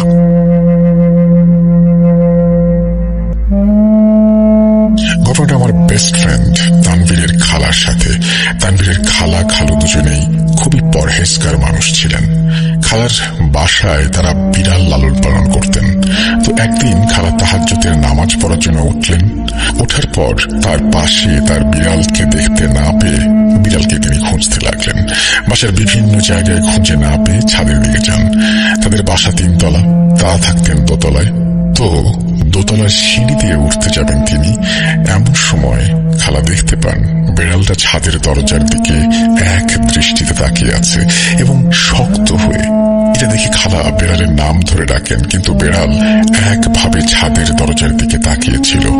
তখন খালা বিড়ালের কাছে যান এবং বিড়ালকে কোলে নিয়ে যখন সিঁড়ি থেকে রুমের দিকে আসার জন্য ঘুরেছেন, তখন খালার মনে হলো তার বাম কাঁধে কেউ একজন গরম নিঃশ্বাস ফেলছে। তখন তার শরীর কেমন যেন ভার হয়ে যায় এবং সে আস্তে আস্তে তার ফ্ল্যাটে চলে আসে। আসার পর সে দেখে তার হাজবেন্ডও উঠে পড়েছে, নামাজ পড়বে, এবং সে বিড়ালকে কোলে করে খাটের ওপর গিয়ে বসে এবং ভাবতে থাকে কি হলো এটা তার সাথে। তখন বিড়ালটা তার কোল থেকে নেমে পাশের রুমে চলে যায় এবং যাওয়ার সাথে সাথে খালার মনে হয় ওনাকে কেউ ফ্রিজ করে দিচ্ছে। উনি কোন রকম নড়াচড়া করতে পারছেন না এবং তার কাছে মনে হচ্ছিল যে তার গলা কেউ টিপে ধরেছে আর তার শ্বাস বন্ধ হয়ে আসছে। আর এমন অবস্থা তিনি কাউকে ডাকতেও পারছেন না। ঠিক 5 সেকেন্ড পর বিড়ালটা আবারও তার রুমে ঢুকে পড়ে আর ঢুকতেই তার দিকে এক দৃষ্টিতে তাকিয়ে থাকে। তখন খালা ফিল করেন যে খালা আবার আস্তে আস্তে নর্মাল হয়ে যাচ্ছেন। এই ঘটনা তিনি খালুর সাথে শেয়ার করেননি। আর একদিনের ঘটনা, খালা, খালু আর ছোট ছেলে রাতে ঘুমাচ্ছে। রাত তখন আনুমানিক 3:30। হঠাৎ খালার ঘুম ভেঙে যায় এবং ডিম লাইটের আলোয় তিনি দেখতে পান ছেলের বুকের ওপর একটা বাচ্চা বসে আছে এবং সে সাথে সাথে আটকে ওঠেন এবং খালুকে ডাকার জন্য মাথা ঘুরিয়েছেন। সাথে সাথেই সেই ছায়াটা ভ্যানিশ। তিনি তার চোখের ভুল ভেবে আবারও শুয়ে পড়েন এবং ভাবতে থাকেন কি থেকে কি দেখলেন, এবং একটা সময় তাঁর তন্দ্রা লেগে আসে। কিছুক্ষণ পর তিনি খেয়াল করেন যে তিনি শরীর নাড়াচাড়া করতে পারছেন না এবং চোখ খুলে দেখেন তাঁর বুকের উপর একটা কালো লিকলিকে ছায়া অবয়বের মতো ভাসা ভাসা অবস্থায় বসে আছে এবং তাকে উদ্দেশ্য করে বলছে, আমি আবার এসেছি, আমার চোখ ফাঁকি দিয়ে কোথায় যাবি। এই ভয়েসটা অনেক বয়স্ক একজনের। খালা তখন তার হাজবেন্ডকে একটু ডাকার জন্য অনেক চেষ্টা করেন, কিন্তু তার হাত পা তিনি নাড়াতে পারছিলেন না। হঠাৎ করে তার হাজবেন্ড একটু নড়াচড়া করে উঠলে খালা আবার স্বাভাবিক হন। তখন তিনি খালুকে ডাক দেন এবং পুরো বিষয়টা খুলে বলেন। খালু দোয়া কালাম পড়ে ফু দেন এবং সান্ত্বনা দেন। তারপর খালু বলেন যে আমি নামাজ পড়তে যাব, আমাকে দরজাটা খুলে দাও। তারপর খালু ফ্রেশ হয়ে নামাজ পড়ার জন্য মসজিদের দিকে যান। খুলনা শহরের খুব নাম করা একটা মসজিদের পাশেই তার বাড়ি। খালু ফজরের ওয়াক্তের বেশ কিছু আগেই মসজিদে পৌঁছান। তো মসজিদে পৌঁছে দেখেন মসজিদের মাঠে অল্প বয়সী ছোট বাচ্চার মতন 4-5 জন দৌড়াদৌড়ি করছে। তখন খালু মনে করলেন যে হেফজোখানার বাচ্চারা হয়তো আগে ঘুম থেকে উঠে গেছে, খেলা করছে। তিনি আর ওইদিকে খেয়াল না করে অজু করতে করতে অজুখানায় সে সময় খুব সুন্দর একটা আতরের গন্ধ পেয়েছিলেন তিনি সেখানে চলে যান। খালু প্যারানর্মাল বিষয়গুলো খুব একটা গুরুত্ব দিতেন না, তাই চুপচাপ অজু করে মসজিদে প্রবেশ করেন। মসজিদে ঢুকেই তিনি ওই বাচ্চাগুলোকে একদম সামনের কাতারের কোনায় দেখেন। 4-5 জন বাচ্চা খেলা করছে এবং তিনি ডাক দিতে যাবেন এবং সেই ডাক দেবার আগেই কিছু একটা হয়, মানে তিনি দুষ্টমি করার জন্য বাচ্চাগুলোকে নিষেধ করেন, কিন্তু সেই বাচ্চারা তার কথায় কোনো কানই দেয় না। তখন তিনি মসজিদের এক কোনায় গিয়ে চুপচাপ বসে থাকেন এবং মনে হচ্ছিল আশেপাশে অনেকে হেঁটে বেড়াচ্ছে। কিছুক্ষণ পর মুয়াজ্জিন এসে আযান দিলেন। নামাজ শেষ করে সেই ইমাম সাহেবের কাছে জিজ্ঞেস করলে তিনি বলেন যে এখানে অনেক জিনরা নামাজ পড়ে আল্লাহ ইবাদত করে, এরপর থেকে এমন দেখলে তাদের কিছু বলবে না বা নিষেধ করবে না। এই ছিল আমার ঘটনা, ছোট্ট দুটি ঘটনা। এই খালার বাড়িতে নানা ধরনের সমস্যা হয়ে থাকে এবং খালাকে একবার একটি খারাপ জিন খুব বাজেভাবে অ্যাটাক করেছিল এবং এখন খালাকে মাঝে মাঝে বাসার ভেতরেই হুজুরকে দেখাতে হয়। তো এই ছিল ঘটনা। যিনি পাঠিয়েছেন কুয়ালালামপুর থেকে, তিনি লিখছেন আমাদেরকে এবং তার নাম হচ্ছে প্রান্ত। আপনাকে অসংখ্য ধন্যবাদ প্রান্ত, এবং যারা আমাদেরকে শুনছেন এবং পুরোটা শুনবেন তাদের সবার জন্য অনেক অনেক শুভকামনা। আমরা চলে যাব আমাদের পরবর্তী ঘটনায়। চলুন শুরু করা যাক। আসসালামু আলাইকুম রাসেল ভাই, আমি মোহাম্মদ রিপন মাহমুদ বলছি, ঢাকার আশুলিয়া থেকে। তো রাসেল ভাই, আশা করি আপনি সবসময় ভালোর দলেই আছেন এবং ভবিষ্যতেও থাকবেন। তো আমি 2013 সাল থেকে আপনার ভূত এফএম এর নিয়মিত শ্রোতা ছিলাম এবং ভূত এফএম বন্ধ হয়ে যাওয়ার পর আমার খুব খারাপ লেগেছিল। তো যাই হোক, এখন ভূত.com এর সাথেই আছি এবং ইনশাল্লাহ সামনেও থাকবো। তো রাসেল ভাই, আজকে আমি যে ঘটনাটা শেয়ার করব, এটা আমার অফিসের এক কলিগের মামার সাথে ঘটে যাওয়া ঘটনা। তো আমার অফিসের কলিগের নাম হচ্ছে বাবু ভাই। তো বাবু ভাইয়ের মতো করে আমি ঘটনাটা বলছি, আমি তার ভাষায় বলছি, তার মতো করে। ঘটনাটা আজ থেকে 20 বছর আগের কথা, 2000 কিংবা 2001 সালের কথা। ঢাকার কুড়িল বিশ্ব রোড এলাকায় সেই মামার বাসা। মামার বাড়ির পাশেই ছিল তার নানার বাসা। মামার নাম সাইফুল মামা। তো সেই সাইফুল মামা সাথে তার নানার ভাইয়ের, অর্থাৎ নানার ভাই তার নানা, সেই নানার সাথে সাইফুল মামার খুব একটা ভালো সম্পর্ক ছিল। মানে নানা নাতির যে সম্পর্কটা, সেটা একদম ভাইয়ের মতো ছিল, বন্ধুর মতো ছিল। সবসময় তারা একসাথে ঘুরতো ফিরতো এবং কোনো জায়গায় বেড়াতে গেলে যাইতো। তো রাসেল ভাই, এই 15 থেকে 20 বছর আগেই নাকি বসুন্ধরা এলাকায়, ঢাকার বসুন্ধরা এলাকায় একটা মেলা বসতো।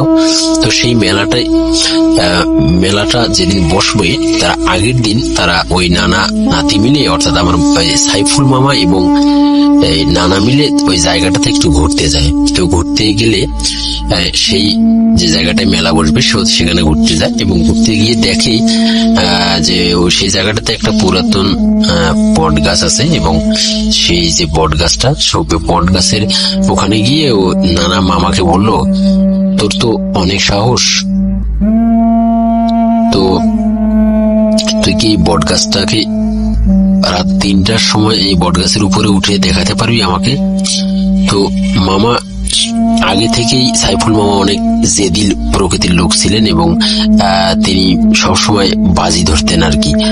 তো সাইফুল মামা বললেন, আচ্ছা নানা, এই গাছটা কত আগের? তো নানা বললেন, প্রায় 100 বছর হয়ে গেছে গাছটার বয়স। তো সাইফুল মামা বললেন, এই গাছে উঠবো, তাও আবার রাত 3টের সময়? এটা কোনো ব্যাপার হলো? এটা তো একদম সহজ কাজ। নানা বললেন আচ্ছা ঠিক আছে, তো আজ রাত 3টার সময় এই বট গাছটাতে উঠবি। তো যেই কথা সেই কাজ।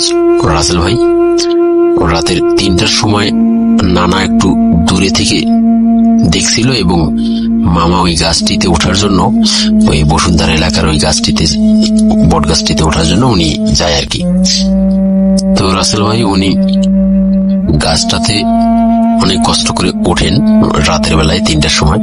তো যেহেতু গাছটা আকারে অনেক বড় বট গাছ ছিল এবং গাছের অনেক ডালপালা ছিল, তো রাসেল ভাই উনি একটা সময় খেয়াল করলেন গাছের উপরে ওঠার পর যে গাছের অন্য একটি ডালে একটা সাদা কাপড় পরা একটা মহিলা টাইপের কোনো কিছু বসে আছে। এটা দেখে তিনি তড়িঘড়ি করে সেই গাছ থেকে নেমে যান এবং দ্রুত নেমে উনি আর কি একটু ওই জায়গাটা ত্যাগ করার চেষ্টা করেন। তো রাসেল ভাই দুর্ভাগ্যজনক হলো সত্য, গাছ থেকে নামতে নামতেই উনি পজেসড হয়ে যান আর কি ওই জিনিসটা দ্বারা। তো এরপর নানার সাথে করে নিয়ে চলে আসেন বাড়িতে।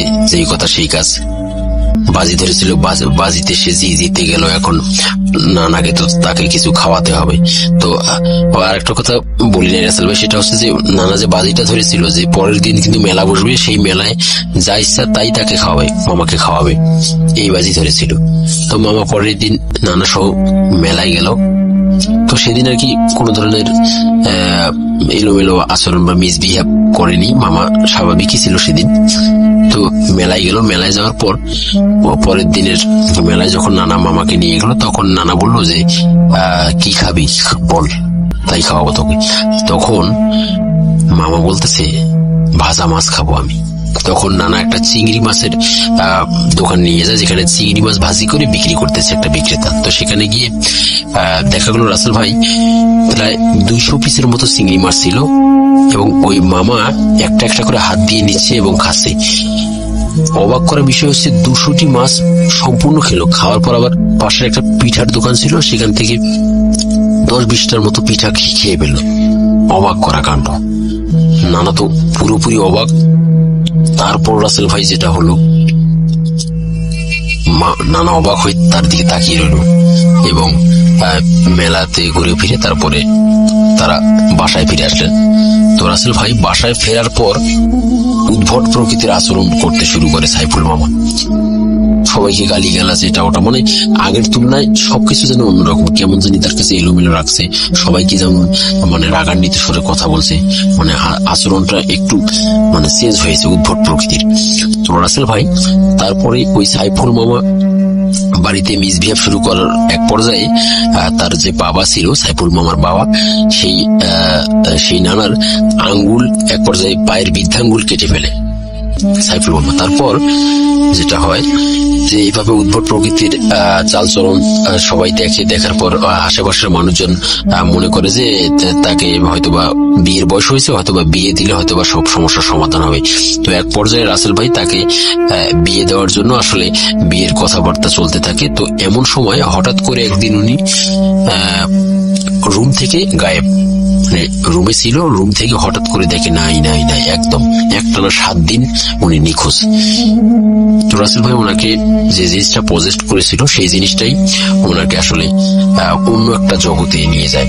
তো সাইফুল মামার চোখ বন্ধ ছিল, হঠাৎ করে নাকি তিনি চোখ খুলে দেখেন, তিনি নিজেকে অন্য একটা জগতে আবিষ্কার করলেন, যেখানে শুধু সাদা ধুধু করে একটা জায়গা, কোনো লোক মাত্র নেই, সুন্দর এগুলা সুন্দরী নারী এবং সুন্দর চেহারার মানুষ, যা ইতিপূর্বে তিনি কখনো দেখেননি।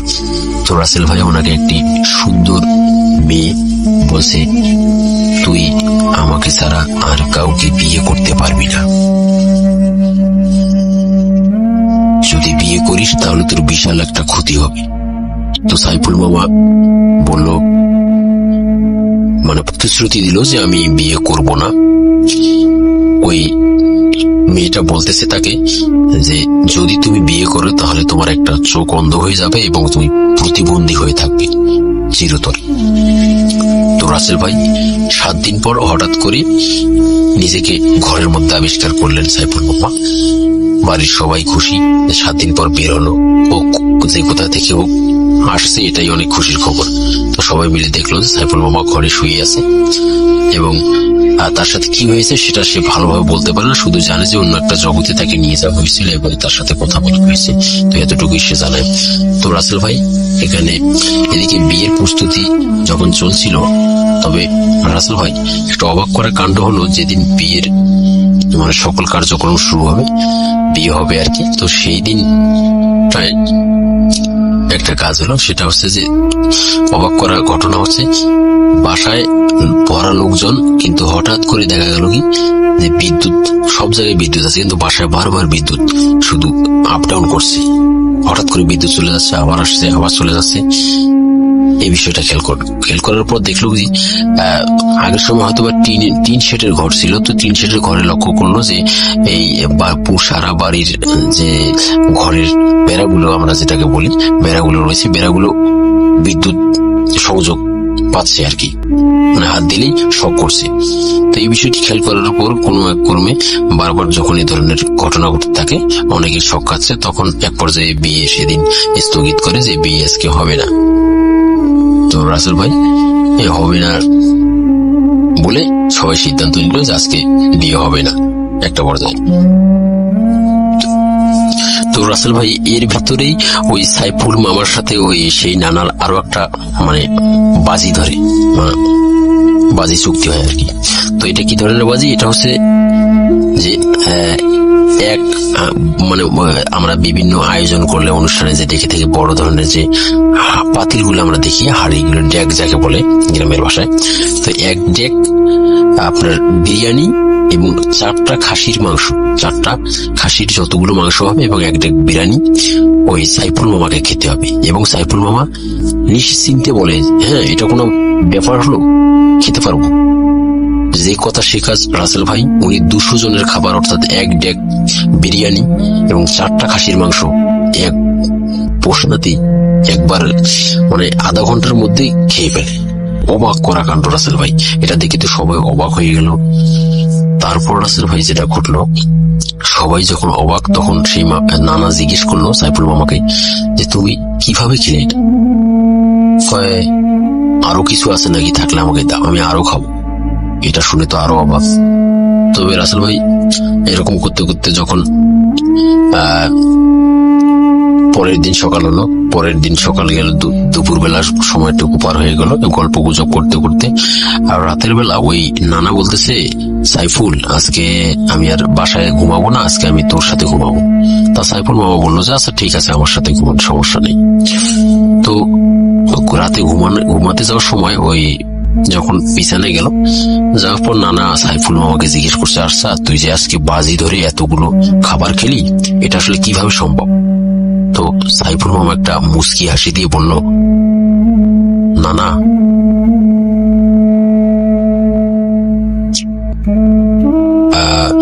আমাদের বাসার যে টয়লেট আছে, ওয়াশরুমটা আছে, তার পেছনে তুমি কালকে সকালে গিয়ে দেখতে পাবা যে আসলে খাবারগুলো আমি কিভাবে কি করেছি।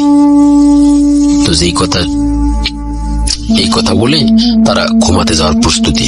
তো রাসেল ভাই এখানে একটা অবাক করার বিষয় হচ্ছে, ওই যে সাইফুল মামার সাথে ওই নানা যখন ঘুমাতে যায়, তখনই দেখা যায় যে তাকে কোনো এক অদৃশ্য শক্তি বিছানা থেকে ফেলে দেয়, আবার ঘুমাতে যায়, আবার ফেলে দেয়। এভাবে যখন 2 থেকে 3 বার তাকে ধাক্কা মেরে বিছানা থেকে কোনো একটা অদৃশ্য শক্তি ফেলে দিচ্ছে, তখন সে সাইফুল মামাকে জাগায় এবং ঘুম থেকে তাকে তুলে বলে যে এই অবস্থা, আমাকে তো কে জানি তোর বিছানা থেকে ধাক্কা মেরে ফেলে দেয়। তখন সাইফুল মামা একটা মুচকি হেসে দিয়ে বলেন, এটা কোনো বিষয় না।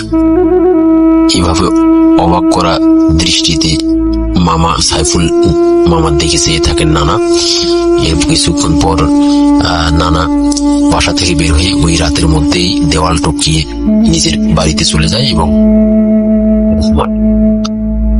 তো রাসেল ভাই একটা দুর্ভাগ্যজনক হলো সত্য, দুঃখের খবর, সেটা হচ্ছে যে সাইফুল মামা তারপরে যে কোনো ঘটনাক্রমে তিনি একটি বিয়ে করেন এবং বিয়ে করার কিছুদিন পরই তার একটা চোখ নষ্ট হয়ে যায় এবং তিনি আর কি প্রতিবন্ধী হয়ে যান। এবং এখনো উনি ঢাকার কুড়িল বিশ্ব রোড এলাকার কোনো একটি হাসপাতালে ভর্তি রয়েছেন।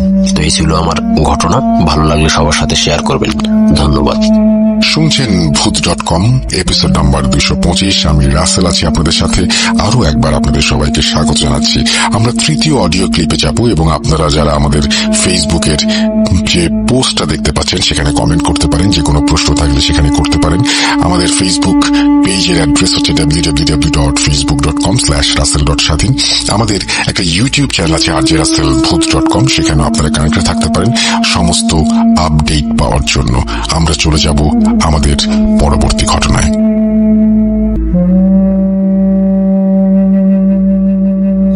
আসসালামু আলাইকুম রাসেল ভাই, আশা করি আল্লাহর রহমতে ভালো আছেন।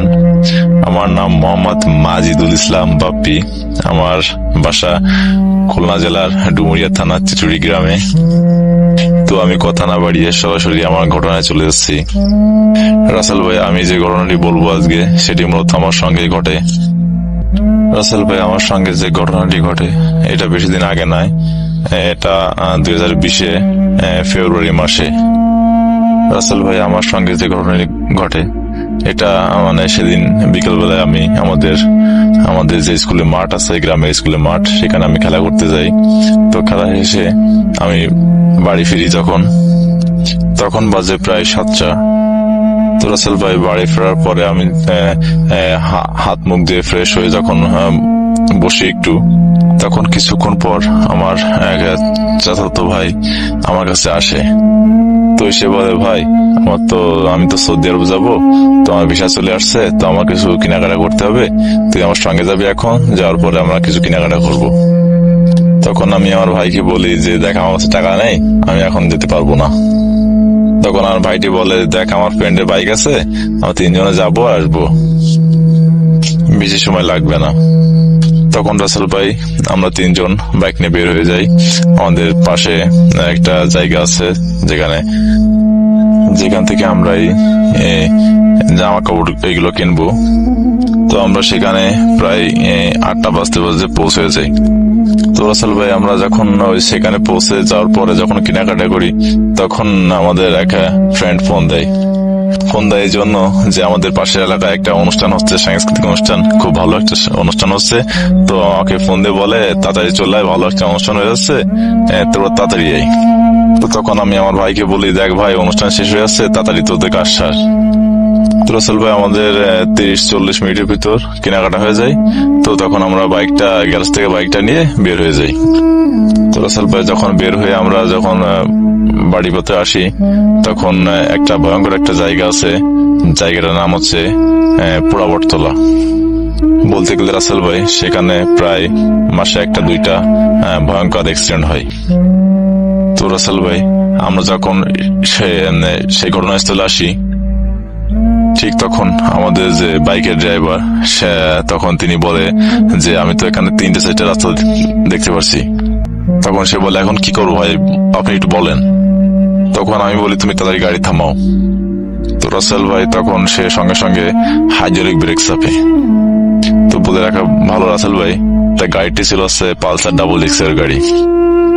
তো রাসেল ভাই, ব্রেক করার সঙ্গে সঙ্গে গাড়িটা সেখানে পড়ে যাওয়ার পরে আমি রাস্তা পরে পড়ে তারপরে সেখান থেকে আমি যে পাশে অনেকগুলো বাঁশ গাছ আছে, সেই বাঁশ গাছের ভিতরে চলে যাই। তো রাসেল ভাই, সেই বাঁশ গাছের ভিতরে আমি তো প্রায় অজ্ঞান ছিলাম। তো কত সময় ছিলাম সেখানে আমি এটা বলতে পারবো না। তো রাসেল ভাই, সেই বাঁশ গাছে থাকাকালীন আমি একটা জিনিস দেখি। তো রাসেল ভাই, এখন খুব খারাপ লাগতেছে আমার, যে এমন একটা জিনিস দেখবো আমি। জিনিস বলতে রাসেল ভাই, অনেক লম্বা করে কালো করে একটা লোক আসে আমার সামনে। তখন এসে বলে, আমি 64 সাল থেকে এখানে আমি আছি, তো এখানে কি জন্য আসছিস, এটা বলতে থাকে। তো রাসেল ভাই, এই যে কথাটা বলতেছে, তার মুখের দিকে তাকায় দেখি তার মুখটা অনেক ভয়ঙ্কর। লম্বায় বলতে গেলে প্রায় 7 ফিট লম্বা এবং অনেক অনেক কালো একটা লোক। তো রাসেল ভাই, বলতে বলতে আমি অজ্ঞান হয়ে যাই। তো এক পর্যায়ে সেখানকার লোক আমাকে উদ্ধার করে আমাদের খুলনা যে গাজী মেডিকেল আছে সেখানে ভর্তি করে। তো একটা সময় আমি প্রায় 17 দিন আইসিইউতে ছিলাম। তো প্রায় 29 দিন পর আমি বাড়ি ফিরি। বাড়ি ফেরার পর তখন রাসেল ভাই প্রায় পাগল টাইপের ছিলাম আমি। তো প্রায় 2 মাস পর ভালো হই। 2 মাস পর ভালো হওয়ার পর তো আমি জিজ্ঞেস করি আমার সে ভাইটা কোথায়, তা কেউ বলে না, সবাই বলে বিদেশ চলে গেছে, কেউ স্বীকার হয় না। আমার যেগুলো ফ্রেন্ড আছে তো তাদের কাছে জিজ্ঞেস করি, আমার আম্মা আব্বা ভাই বোন সবার কাছে জিজ্ঞেস করি সে ভাইটা কই, কেউ স্বীকার হয় না। তো রাসেল ভাই 6 থেকে 7 মাস পরে আমি জানতে পারি আমার সে ভাইটা মারা গেছিল সেখানে। তো রাসেল ভাই একটা বিষয় হচ্ছে আমি অনেক কিছু ভুলে গেছি, তবে আমি যখন এক্সচেঞ্জ করে বাড়ির কাছে ভিতরে চলে যাই তখন যে লোকটা এসে বলে আমি এখানে অনেকদিন ধরে আছি, তুই কি জন্য এখানে আসছিস। তো রাসেল ভাই তার মুখটা আমি এখনো বলতে পারছি না, সেই যে ভয়ঙ্কর মুখটা, সেই ভয়ঙ্কর মুখটা আমি এখনো বলতে পারছি না। তো রাসেল ভাই এই ছিল আমার সাথে ঘটে যাওয়া ঘটনা। যদি পারেন তাহলে একটু শেয়ার করবেন। সত্যি বলতে রাসেল ভাই আমি 2010 সাল থেকে বলতে আমি শুনতাম, তো তখন থেকে অনেকগুলো আমি ইমেল আপনার কাছে পাঠাইছি, একটা ইমেলও আপনি গ্রহণ করেননি। তো রাসেল ভাই আশা করি আমার এই যে ইমেলটা পাঠাচ্ছি, এখন ভয়েসটা পাঠাচ্ছি, এটা আপনি সবাই সামনে শেয়ার করবেন। Welcome back. আপনাদের সবাইকে আরো একবার স্বাগত জানাচ্ছি। আমি রাসেল। আশা করছি আপনারা সবাই ভালো আছেন, ভালোর দলে আছেন। আমিও ভালো আছি, আলহামদুলিল্লাহ ভালোর দলে আছি। আর এখন যেটা করব সেটা হচ্ছে আমরা কথা না বাড়িয়ে চলে যাব পরবর্তী ঘটনায়, এবং যথারীতি এখন একটা অডিও ক্লিপ প্লে করব। গত সপ্তাহের অডিও ক্লিপগুলো নিশ্চয়ই মন দিয়ে শুনেছেন, অনেকে প্রশংসা করেছেন, ভালো লেগেছে, এবং আশা করছি আজকের অডিও ক্লিপগুলো আপনাদের ভালো লাগবে। আমরা চলে যাচ্ছি আমাদের প্রথম ঘটনায়। আসসালামু আলাইকুম রাসেল ভাই, আমি সুমনা বলছি সাভার থেকে। অনেকদিন আগে প্রায় রোজার ভিতরে আমি আপনাকে টেক্সট করেছিলাম ইমেইলে যে আমি আপনার কিছু ঘটনা শেয়ার করব যদি আমি সুস্থ থাকি। আলহামদুলিল্লাহ মোটামুটি একটু এখন সুস্থ হয়েছি। ঘটনাটি হচ্ছে কালো জাদুর নিয়ে। তো ঘটনা শুরু করার আগে আমি বলে নিচ্ছি, আমি এবং আমার মা ভূতে প্রেমের অনেক বড় ফ্যান। আমি থেকে হচ্ছে আমার মা পর্যন্ত ভূতে প্রেম পৌঁছিয়ে দিয়েছিলাম আমি, এর জন্য বাসায় অনেক বকা খেতে হয়। আমার বাবা এই সমস্ত পছন্দ করে না, কেন করে না সেটা আমি আপনাকে আজকে বলবো, এবং বলার আগে বলছি যে আমি আমার আম্মুর থেকে অনুমতি নিয়ে দেন আপনাকে ঘটনাটি শেয়ার করা। ঘটনাটি হচ্ছে কালো জাদু সম্পর্কিত। আমি এবং আমার মা দুজনেই আক্রান্ত হওয়ার প্রথম কারণ হচ্ছে যে আমার বাবা মার রিলেশনশিপ বিয়ে ছিল। তো আমার মা হচ্ছে আব্বুকে তেমন একটা পছন্দ করতো না। তো সেই ক্ষেত্রে আমার বাবার একজন নানা ছিল। তো সেই ক্ষেত্রে দেখা গেছে যে আমার বাবা একদিন কান্নাকাটি করতেছিল যে তার এক কবিরাজ নানার কাছে যে দেখেন আমার তো একজনের সাথে এরকম রিলেশন, কিন্তু ও তোমাকে পছন্দ করে না, আমাকে দেখতে পারে না। তো আমার বাবা যে ফ্ল্যাটে ভাড়া ছিল, যে এলাকায় ভাড়া ছিল, তার পাশের ফ্ল্যাটে আমার আম্মু থাকতো, আম্মুর খালার ফ্যামিলির সাথে। তো দেখা গেছে যে ওইখানে অনেক গার্মেন্টস এর মেয়েরা আর কি কাজ করতো। তো আব্বুর সাথে ওদের একটু কন্ট্যাক্ট ছিল। তো আম্মুকে দেখা গেছে যে ওইখান থেকে আপনার শরবত খাওয়াইতো, লেবু দিয়ে শরবত খাওয়াইতো। তো টুকটাক করে কবিরাজি করে আম্মুকে বিয়ে করেছিলেন। এবং এরপরে এগুলো করা হয়তো মূলত যারা কালো জাদুতে আক্রান্ত বা কালো জাদুতে তাদের শিকার, তো এদের মূলত হচ্ছে জিন চালান দিয়ে আপনার কালো জাদুটা করা হয়। তো আমার সেই ক্ষেত্রে এইরকম বিবাহ বন্ধনে আবদ্ধ হওয়া টোটালি আমি মনে করি যে জিন চালান দেওয়ার মতো।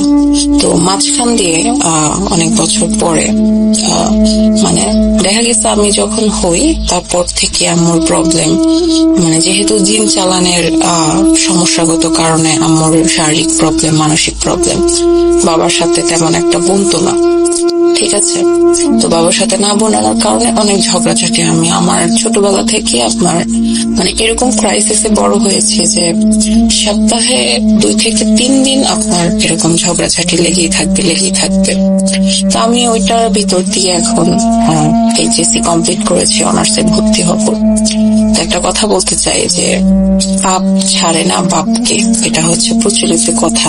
তেমনি মাঝখান দিয়ে আমি যখন ক্লাস 8-এ পড়ি তখন আম্মুর কিডনিতে প্রবলেম হয়েছিল। তো কিডনিতে প্রবলেম মানে কেন হয়েছিল, অতিরিক্ত ওষুধ খাওয়ার কারণে, অতিরিক্ত ওষুধ সেবনের কারণে আম্মুর কিডনিতে প্রবলেম হয়েছিল। দেখা গেছে এত ডক্টর দেখানো হয়েছে, ইবনে সিনা থেকে বিভিন্ন বড় বড় প্রতিষ্ঠান থেকে ডক্টর দেখানো হয়েছিল। তো সবার এক কথা, কোনো রোগ নেই, কোনো কিছুই নেই, বাট আম্মুর প্রচন্ড শ্বাসকষ্ট হতো, বুকে ব্যথা হতো, মাথা ব্যথা করতো, অনেক পেইন। মানে সবাই বলেছিল যে এটা হচ্ছে মাইগ্রেনের প্রবলেম, কিন্তু দেখা গেছে এটা মাইগ্রেনের প্রবলেম না। আর কেননা সেটা আরেকটু ঘটনার গভীরে গেলে বুঝতে পারবেন। তো এরকম করতে করতে বিভিন্ন ডক্টরের কাছ থেকে বিভিন্ন ওষুধ খাওয়ানো হয়, সবাই হচ্ছে অ্যান্টিবায়োটিক দিয়েছিল। প্রায় 1.5-2 লাখ টাকা শুধু ডক্টরের ভিজিট লেগেছে আমি যখন ক্লাস 8-এ পড়ি। তো এরপরে আস্তে আস্তে আমার কিডনির প্রবলেম দেখা দিয়েছে, কিডনিতে আর কি পানি চলে আসছিল। তো পিজি হসপিটালে ভর্তি করিয়েছিল আম্মুকে। তো ডায়ালিসিস করার কথা ছিল, বাট অনেক প্রেশার লো কারণে ডায়ালিসিস করা হয়নি। পিজিতে ছিল 15 দিন, তারপরে হচ্ছে ইবনে সিনাতে গিয়েছিল।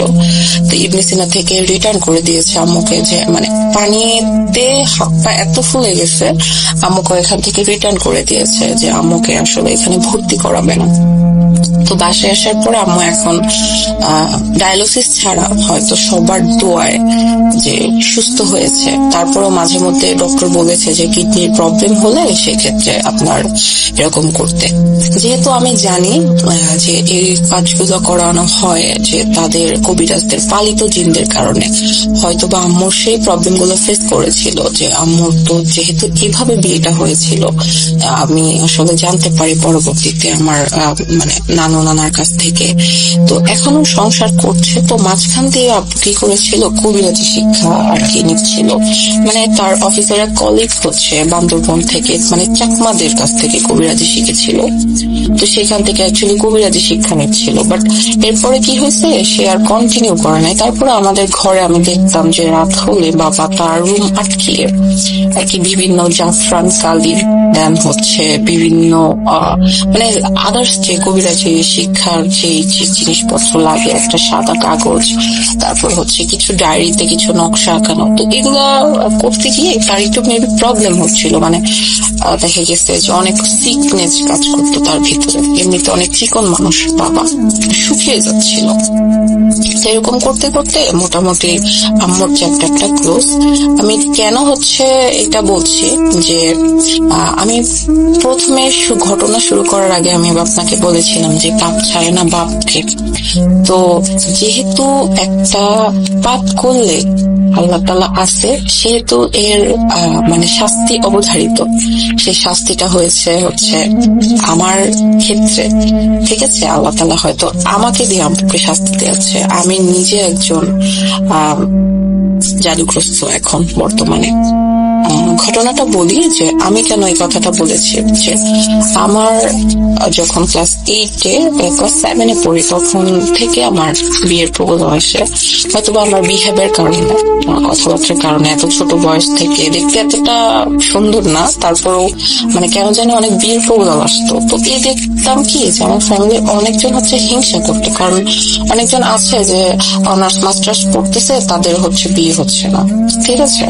তো এরপরও আমার কেন তো বিয়ের প্রবলেম আসে। তো ফার্স্ট সন্দেহ ছিল আমার আর কি, যখন আমি আমার ঘটনাগুলো আমি কবিরাজের কাছ থেকে শুনতে পারি, তখন আমার ঘটনাগুলো আসলে আমি ভাবছিলাম যে ফ্যামিলির কিছু লোক হয়তো বা করে, বাট আমি লুকিয়ে লুকিয়ে আমার যে হুজুরের কাছ থেকে আর কি চিকিৎসা নেওয়া হচ্ছে বর্তমানে, তো সেই হুজুরের কাছ থেকে আমি অ্যাকচুয়ালি জানতে পারি যে অ্যাকচুয়ালি আমার প্রবলেম গুলো কোথা থেকে আসছে বা প্রবলেম গুলো কোথায়। প্রথমত আমি 9-এ পড়া অবস্থায় থাকাকালীন আমার একটা ছেলের সাথে সম্পর্ক হয়েছিল। তো তারপরে ক্লাস 9টা টোটালি বাসা থেকে আমি ম্যানেজ করতে পারতেছিলাম না, যেহেতু আমি এত ছোট, সেহেতু আমাকে বিয়ে দিচ্ছে না এরকম একটা পরিস্থিতি, ঠিক আছে। তো দেখা গেছে কি যে অনেক ট্রাই করছি বাসায়, আমরা যেন লুকিয়ে লুকিয়ে ঘুরতে যেতাম, এরকম একটা ব্যাপার ছিল ফ্যামিলিগত ভাবে। মানে তারা আমাকে দেখতে আসছিল, তাদের ফ্যামিলি থেকে আমাদের ফ্যামিলি থেকে দেখতে আসছিল, কোনো এক কারণে এখানে আর কি মানে হয়নি, আপু আম্মু না করেছে যেখানে হবে না। কিন্তু আপনি দেখেন, আপনি একটা মানুষকে অনেকটা ভালোবাসেন, ট্রাস্ট করেন, সবকিছু হচ্ছে ট্রাস্ট করার পরেও যে একটা আছে না যে ভালোবাসা না পেলে তুই আমার হলি না, তো আমি তোকে কাউকে হতে দিব না, এরকম একটা ব্যাপার।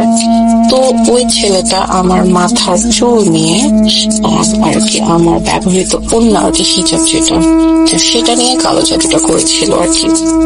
তো দেখেছে আমি তারপর থেকে অনেক সিক হয়ে যাই, যেহেতু আমার মানে জিন চালান দিয়েছে আবার আমার ভেতরে, আমার উপরে। তো সেটা আমি খাওয়া দাওয়া করতে পারতাম না, খেলে আমার প্রচন্ড পেটে ব্যথা করতো। পিরিয়ড কালীন সময় আমার পিরিয়ড হওয়ার আগে প্রচন্ড রকমের পেটে ব্যথা করতো, ইভেন এখনো পেটে ব্যথা আমার যায়নি, প্রচন্ড পেটে ব্যথা করে। তারপরে খেলে আমার বমি আসে, প্রচন্ড মাথা ব্যথা। আমি সেম প্রবলেম গুলো আম্মুর ভিতরে যে প্রবলেম গুলো দেখতে পাচ্ছিলাম, যে বুক ধরফর করে ওইরকম সেম প্রবলেম গুলো হচ্ছে আমার ভিতরে। তারপরেও না আমি একটা মানে এগুলো আমি বুঝি নাই যে অ্যাকচুয়ালি মানে ব্ল্যাক ম্যাজিক করলে কি কি হয় বা এরকম কোনো কিছু। তো এরপরে হয়েছে কি যে বাবা মা এরকম একটু সন্দেহ হচ্ছিল, কারণ মানে ওই রিলেশন ব্রেক হওয়ার পরে আমার যার সাথে পরিচয় হয়েছিল না কেন, যার সাথে আমি কথা বলেছিলাম না কেন, সবাই দেখেছি ফেক পার্সন বলতে হয়তো বা কারো বিয়ে হয়েছে, হয়তো বা কারো রিলেশনশিপ ছিল। মানে আমি আসলে এটা বুঝতে পারতেছিলাম না যে কেন বারবার হচ্ছে আমার সাথে এরকম হচ্ছিল। এরপর আমার একটু সন্দেহ হয় যে বিয়ের কথা হচ্ছিল, তখন আমি হচ্ছে ইন্টার ফার্স্ট ইয়ারে পড়ি, নতুন করোনাকালীন সময়। তো তখন একটু সন্দেহ হয়েছিল যে মানে এরকম আমার সাথে বারবার কেন হচ্ছে। তারপর আমার বাবা যেই কবিরাজ দিয়ে আমার আম্মুর সাথে কন্ট্যাক্ট করে বিয়ে করেছিল, সেই কবিরাজকে দেখানো হয়। প্রতিদিন কবিরাজ আমাকে বলে আসন, জিনের আসন যেটাকে বলে, ওই আসন পেতে দেখেছিল যে আর কি আমার মানে এরকম বিয়ে বন্ধ হওয়ার একটা জাদুতে আমাকে আক্রান্ত করেছে, সে আমার চুল দিয়ে। পরবর্তীতে তার ওইখানে আমি যাই, দেখি সে একটা ঢাকা একটা ছোট্ট একটা মানে কুড়ে ঘরের মতো নিয়ে বসবাস করে, আর জিনের আসন যেখানে যায় সেখানে পুরো কফিনের মতো একটা জায়গা, যে ওখানে হচ্ছে আপনার জিন আসে। তো এরপর হয়েছিল যে একটা তাবিজ দিয়েছিল, আর আমি এরকম তাবিজে একদম বিশ্বাসী না, ঠিক আছে। আমি তাবিজে বিশ্বাসী না দেখে আমি করেছিলাম কি, এখানে আপনার ওইখানে আমি তাবিজটা পড়ি নাই, তাবিজটা এখনো আমার ঘরে আছেন। তারপরে এরকম কেটে যায় প্রায় একটা বছর, মাঝখান দিয়ে পড়েছিলাম, বাবা বকা দিয়েছিল যে কেন আমি তাবিজটা পড়িনি।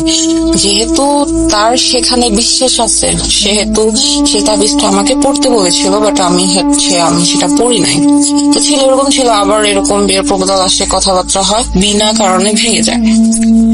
তো এক জায়গায় গিয়েছে এক হুজুরের কাছে আর কি, তো সে মসজিদের ইমাম, সে কোনো কুফরি কালাম করে না, বাট সে টুকটাক আল্লাহর কালাম দিয়ে আর কি কোরআনের আয়াত থেকে আর কি চিকিৎসা করে। তো সে আমাকে বলল, মানে আমার বাবাকে বললো যে এরকম আপনার মেয়েকে কালো জাদু করা হয়েছে, ইভেন একটা না অনেকগুলো। তো আমি আসলে ওরকম ভাবে কোনো কিছু জানতাম না অ্যাকচুয়ালি এগুলো করলে কি হয় না হয়। তো আপনার সাথে আমি কথা বলছি, ইভেন আমার যে প্রবলেমগুলো, সেই প্রবলেমগুলো আমি এখনো ফেস করতেছি। আমার প্রচন্ড নিঃশ্বাস নিতে কথা বলতে প্রবলেম হচ্ছে, আমি জানি না কেন। তারপর আমি বলি, এটা হচ্ছে প্রথমে সে আমাকে বললো যে হুজুরের কাছে আমি লুকিয়ে ফোন করেছি যে অ্যাকচুয়ালি প্রবলেমটা কোথায়, মানে কিসের জন্য এরকম হচ্ছে। তো সে আমাকে বললো যে আপনি যে রোগী, আপনার সাথে আমার কথা বলার দরকার ছিল, বাট আপনার বাবাকে আমি বলতে পারি না যে রোগীর সাথে কথা বলার দরকার। তো আপনি মেবি একদিন কোন এক কারণে, আমি সেই জায়গাটার নাম বলছি না, তো সেখানে আমার ছোট ভাই কোলে কেউ দাঁড়িয়েছিলাম, তো হুজুর আমার পাশ দিয়ে চলে গেছে।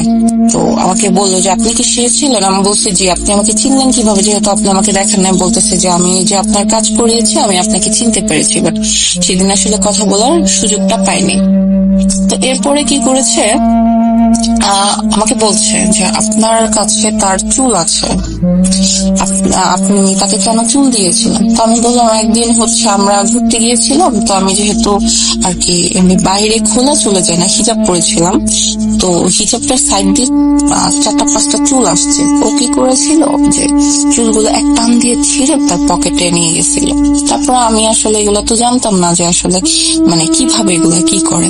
তো আমার কাছে হচ্ছে একদিন ওড়না চায় একটা, ইউজ করো ওড়না। বলছে কেন, তুমি আমার ওড়না দিয়ে কি করবে? সে আমাকে বলেছিল যে অ্যাকচুয়ালি তুমি তো আমার কাছে তেমন থাকো না, আমার মতো ঘুরতে যেতে পারে না, যেহেতু আমি অনেক দূরে দূরে থাকি, তো সেহেতু হচ্ছে আমি আমার এই ওড়না মানে তোমার এই ওড়নাটা আমি সবসময় রেখে দেবো। তো আমি আসলে বিশ্বাস করে তাকে ওড়নাটা দিয়ে দিয়েছিলাম। তো তারপরে কি হয়েছে, সে আমাকে বলতেছে তোমার চুলগুলো একটা না প্রায় 4টা পুতুলের ভিতরে, তোমার 4-5টা যে চুল নিয়েছিল 4টা পুতুলের ভিতরে আর কি ইউজ করেছে। তোমার পরনের ওড়না, তারপর তোমার যে পিরিয়ড হলে পেট ব্যথা করে এই কারণে, তোমার হচ্ছে একে তো বিয়ের গিফট দিয়েছে যেটাকে বলে বিবাহ বিচ্ছেদ বলেন, বিবাহ হবে না এরকম কোনো কিছু একটা সামথিং, এটা বলতেছে তোমার কি বুকে ব্যথা করে, মানে শ্বাস নিতে প্রবলেম হয়? হ্যাঁ, শ্বাস নিতে প্রচন্ড প্রবলেম হয়, কারণ আমি আসলে শ্বাস নিতে পারি না। আমি ভাবছিলাম যে এটা আমার হচ্ছে হার্টের প্রবলেম, আমি ডক্টর দেখিয়েছিলাম। বলতেছে না, এটা ডক্টরের কোনো কায়দা নেই, তবে তোমার এটা হচ্ছে কালো জাদুর প্রভাব, যে তোমার পিরিয়ডে পেট ব্যথা করে, তোমার মাথা ব্যথা করে। আমি তো ভাবছিলাম যে মানে আমার মাইগ্রেনের প্রবলেম আছে, আমার হার্টের প্রবলেম আছে, বাট এরকম কোনো কিছুই নেই। মানে এমন খারাপ জিনিস সে আমার করেছে, মানে আমি টোটালি সিক, মানে পুরোটাই অসুস্থ হয়ে পড়েছি। তারপর আল্লাহর রহমতে হয়তোবা সবার দোয়াতে আমার স্বাস্থ্যটা ঠিক আছে। অনেক রোগী আছে যে আমাকে বলেছে স্বাস্থ্য ঠিক নাই তাদের। আমি ঘুমাতে পারি না, ঘুমালে আমি উল্টাপাল্টা স্বপ্ন, ঘুমের ভিতরে হয়তো বা আমাকে পানিতে চুবিয়ে মারছে, অথবা হচ্ছে আমাকে কবরে আটকায় রাখছে, আর তাহলে হচ্ছে আমাকে মেরে ফেলতেছে, এরকম শুধু আজেবাজে স্বপ্ন দেখি। সাপ, ব্যাঙ, তারপর হচ্ছে বিভিন্ন পোকামাকড়, আর প্রচন্ড শরীরে জ্বালা পোড়া করতো, ইভেন এখনো করে। আপনার সাথে আমি কথা বলছি, আমি ভয়েসটা রেকর্ড করার সময় আমি ঠিক মতো কথা বলতে পারছি না, যে আমার ভিতর থেকে মনে হচ্ছে যে কিছুটা চাপ দিয়ে ধরছে। তো মোটামুটি চিকিৎসা করা হয়েছে, বাট খারাপ যে জিনিসটা করেছে সেটা হচ্ছে মানে খুব বাজে কালো জাদু যেটাকে বলে, ঠিক আছে। শয়তানকে হচ্ছে বলি দিয়েছে, শয়তানকে একটা শিশু বাচ্চা বলি দিছে, দিয়ে হচ্ছে এই কাজটা করেছে। যে সেই কারণে হচ্ছে আমার প্রবলেমটা যাচ্ছে না। প্রায় 2 বছর ধরে আমি অসুস্থ, চিকিৎসা আমি করাতে পারছি না। হুজুর, বড় বড় হুজুর, ইমাম, রুকায়া শোনা হয়। রুকায়া শুনলে একটা প্রবলেম, প্রচন্ড মাথা ব্যথা করে, প্রচন্ড ঘুম আসে, আর হচ্ছে বুক ধরফর করে, আর মনে হয় যে শরীরে অনেক পিঁপড়া মানে এই পাশ থেকে ওই পাশে যাচ্ছে এরকম লাগে। আমি বললাম হুজুরকে সব প্রবলেমের কথা বলতেছে, যে এরকম যে আপনার বুকের, পেটের, ঠিক আছে, এই সমস্ত নকশা এঁকে পুতুলের ভিতরে ভরে আপনার হচ্ছে পুতুলের গায়ে যেই হচ্ছে আমরা যে হিজাব পিনটা ইউজ করি সেটা আমার পিন, ঠিক আছে, আমার হিজাব পিন, ওই হিজাব পিন দিয়ে পুতুলের যে মাটির পুতুল গুলাতে হয় সে পুতুলের হচ্ছে বুকের বাম পাশে আর কি করে দিচ্ছে। তো এই কারণে হচ্ছে আমার দম নিতে প্রচন্ড প্রবলেম হয়, মানে নিঃশ্বাস নিতে প্রবলেম হয়, আমি একা থাকতে পারি না, আমার অন্ধকারে একদমই ভয় লাগে না। বাট মাঝে মধ্যে মানে আমার প্রচন্ড সাহস, আমার ইচ্ছা হয় যে আমি একটু জিন দেখবো, এই দেখবো, সেই দেখবো, বাট আমি আসলে এরকম ফিল করি, দেখি না। আমার যে বাসাটা, সেই বাসাটা হচ্ছে আপনার শ্মশানের উপর। তো এক্ষেত্রে আমি মাঝে মধ্যে অনেক দিন আছে এরকম যে আমি ছাদে বসে থাকি, আমি হচ্ছে 5 ফ্লোরে থাকি, আমার যে ব্যালকনিটা সেই ব্যালকনিটা আর কি একটু খারাপ আর কি, অনেক কিছু মানুষ দেখে, বাট সেটা আমি আসলে এখনো পর্যন্ত দেখি নাই। ওইটার অনেক কাহিনী আছে, ওইটা অন্যদিন আমার ঘটনা যদি সিলেক্ট হয় তাহলে হচ্ছে আমি আপনাকে সেই ঘটনাটা আর কি বলবো। কিন্তু এখন প্রবলেম হচ্ছে যে আমি এখনো সিক। আমি সেদিন যে বললাম যে রাসেল ভাই আমি আপনাকে কিছু ঘটনা শেয়ার করবো, অ্যাকচুয়ালি আমি সেদিন ছাদে গিয়েছিলাম। তো কি হয়েছিল, ছাদে প্রচন্ড গরম ছিল, একদম মানে প্রচন্ড গরম। আমি ছাদের কোনায়, যে আমার ব্যালকনি বরাবর যে রুমটা আছে সেই কোনায় দাঁড়িয়ে আছি, ছাদে কেউ নাই। ঈদের বন্ধতে আর কি সবাই বাড়িতে গিয়েছে, যেহেতু আমি 5 ফ্লোরে থাকি, 6 ফ্লোরে হচ্ছে ছাদ, আমি ছাদে গিয়ে দাঁড়িয়েছি। তো সুরা মেবি শুনছিলাম এরকম একটা। তো সুরা শুনতে শুনতে একটা গান চলে আসতো, তো আমি আবার সাউন্ডটা কমাই দিয়ে দাঁড়ায় আছে, গান শুনতেছে বাতাসে। তো হঠাৎ করে আমার ডান পাশ থেকে হালকা গরম একটা বাতাস আর কি, আমার চুলগুলো আবার অনেক বড়, তো হঠাৎ করে আমার চুলটা খুলে গেছে। আমি চুলে গিট্টু দিয়ে রাখছিলাম, বেশিরভাগ আমি চুলে গিট্টু দিয়ে রাখি, সে চুলটা হালকা করে খুলে গেল। তো আমি বাঁধলাম, বেঁধে আমি রুমে আসলাম। তখন থেকে আমি আবার পজেস্ট বলবো না, মানে আমি না কিছু পাগলামি করতেছিলাম, যে আপনাকে বলতেছিলাম আমাকে কেন ছাদ থেকে নিয়ে আসা হলো। আমি কিন্তু একা একা নিজের রুমে আসছি, দেখা গেছে আমার শরীরে একদম প্রচুর দাগ, ছোট ছোট অ্যালার্জির মতো, মানে ঘা হয়ে যায় এরকম, ওরকম দিয়ে পুরা শরীর ফুলে গেল, ঠোঁট লাল, চোখ লাল, সব মুখ চোখ একদম লাল হয়ে গেল। তারপরে আমি আবার হুজুরের কাছে বলি এরকম প্রবলেম। তো হুজুর আমাকে বলে আপনি যে বাসাটা থাকেন সেই বাসাটা একটু প্রবলেম আছে, তো সেক্ষেত্রে আপনাকে একটু সাবধানতা অবলম্বন করতে হবে। আপনি 4 কুল 3 কুল হাইতল কুরসি, তারপর দৌড় শরীফ এগুলো পরে বুকে ফুদিয়ে শরীর বন্ধ করে প্রতিদিন ঘুমাবেন সকাল বিকাল, ঠিক আছে? তো আমি এখনো সুস্থ না, আমার চিকিৎসা এখনো চলছে, আমি জানি না আমি কবে সুস্থ হব। আমার মা এখনো মাঝে মধ্যে প্রবলেম ফেস করে, আম্মুরটা আর প্রবলেম আমি বলবো না, যে আম্মুরটা এখন যা হবার হয়ে গেছে। বাট আমি কেন এই কথাটা বললাম, আমার ঘটনাটা আমি শেয়ার করলাম রাসেল ভাই আপনাকে, সেটা হচ্ছে তুমি যতই পাপ করো না কেন, তুমি যেই কোনো পাপ করো না কেন, 5 বছর 10 বছর 20 বছর পরে সেটা তোমার হয়ে ফেরত আসবে। সেহেতু আমার বাবা আম্মুর সাথে এরকম জঘন্য একটা কালো জাদু, জঘন্যই বলবো, সব কালো জাদুই জঘন্য, এরকম করে বিয়ে করেছে। তো সেহেতু আমি তাদের ঘরের প্রথম সন্তান, সেক্ষেত্রে আমার দ্বারা আর কি তার কারণে আমার বাবার কারণে আমি পজেস্ট, হয়তো আল্লাহ তাআলা সেই শাস্তিটা আমার বাবাকে দিচ্ছে, আমাকে দিয়ে। সবার কাছে দোয়া করবেন। আসলে আমার ঘটনার কোনো ব্যাখ্যা নাই বা ভৌতিক কোনো কিছু না, আমি আমার প্রবলেম গুলো ফেস করতেছি। ভাই আমি ঘটনা আর বাড়াতে চাচ্ছি না, লিসনারদের কাছে একটা অনুরোধ, যে ব্ল্যাক ম্যাজিক করার আগে অবশ্যই 10 বার ভাববেন আপনি যাকে ব্ল্যাক ম্যাজিক করছেন বা যার জন্য ব্ল্যাক ম্যাজিক করছেন, এমনটা উল্টোকরণ জাদুতে আপনি নিজে ফেসে যেতে পারেন। ইভেন কুফরি কালাম করে কারো ক্ষতি করে কেউ কোনোদিন ভালো থাকে না, ঠিক আছে? এই ঘটনার ভিতরে আমি সবাইকে আর কি একটা মেসেজ দিতে চাই, যে পাপ বাপ কেউ ছাড়ে না, ইভেন আমার বাবাকেও ছাড়েনি। তার মেয়ে আমি হয়ে বলছি যে সে যে জিনিসগুলো করেছে একদমই উচিত হয় নাই করাটা, দেন আল্লাহ হয়তো শাস্তি স্বরূপ আমাকে দিচ্ছে।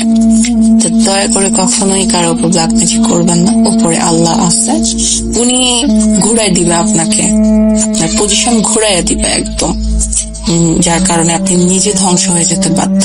এখন আমার বাবার মুখে আমি আতঙ্ক দেখি যে অ্যাকচুয়ালি আমি জানি না সে মনে মনে কি ভাবে, হয়তোবা এর জন্য হচ্ছে সে অনুতপ্ত, বাট অনুতপ্ত হয়ে লাভ নাই, আমি মানে পজেস্ট হয়ে গেছে অলরেডি, আমি ঠিক মতো কথা বলতে পারি না, আমি খুব দীর্ঘ নিঃশ্বাস ছেড়ে কথা বলতে হয় আমার। আমি বারবার বলছি রাসেল ভাই, আমি আসলে মানে কেউ যাতে কখনো হচ্ছে কারো উপরে কালো জাদু না করে, আমি আপনার কাছে হাত জোর করে রিকোয়েস্ট করছি, আপনি সব লিসেনারদের বলে দিবেন।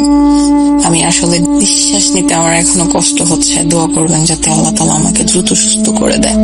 আর ওই 4টা পুত্র যদি নষ্ট না করা হয়, আমাকে হয়তো বা বাঁচানো সম্ভব না, যেহেতু শয়তানকে খুশি করে আমার ব্ল্যাক ম্যাজিকটা করানো হয়েছে। আর আল্লাহ তাআলা সবাইকে হেদায়েত দান করুন যাতে এরকম কোনো কিছু আর কারোর সাথে না করেন। রাসেল ভাই ভালো থাকবেন, আমি জানি আপনি সবসময় ভালো দৌড়ে, তারপরে বলছি ভালো থাকবেন এবং সবার কাছে দোয়া চেয়ে আমি বিদায় নিচ্ছি। আল্লাহ হাফিজ।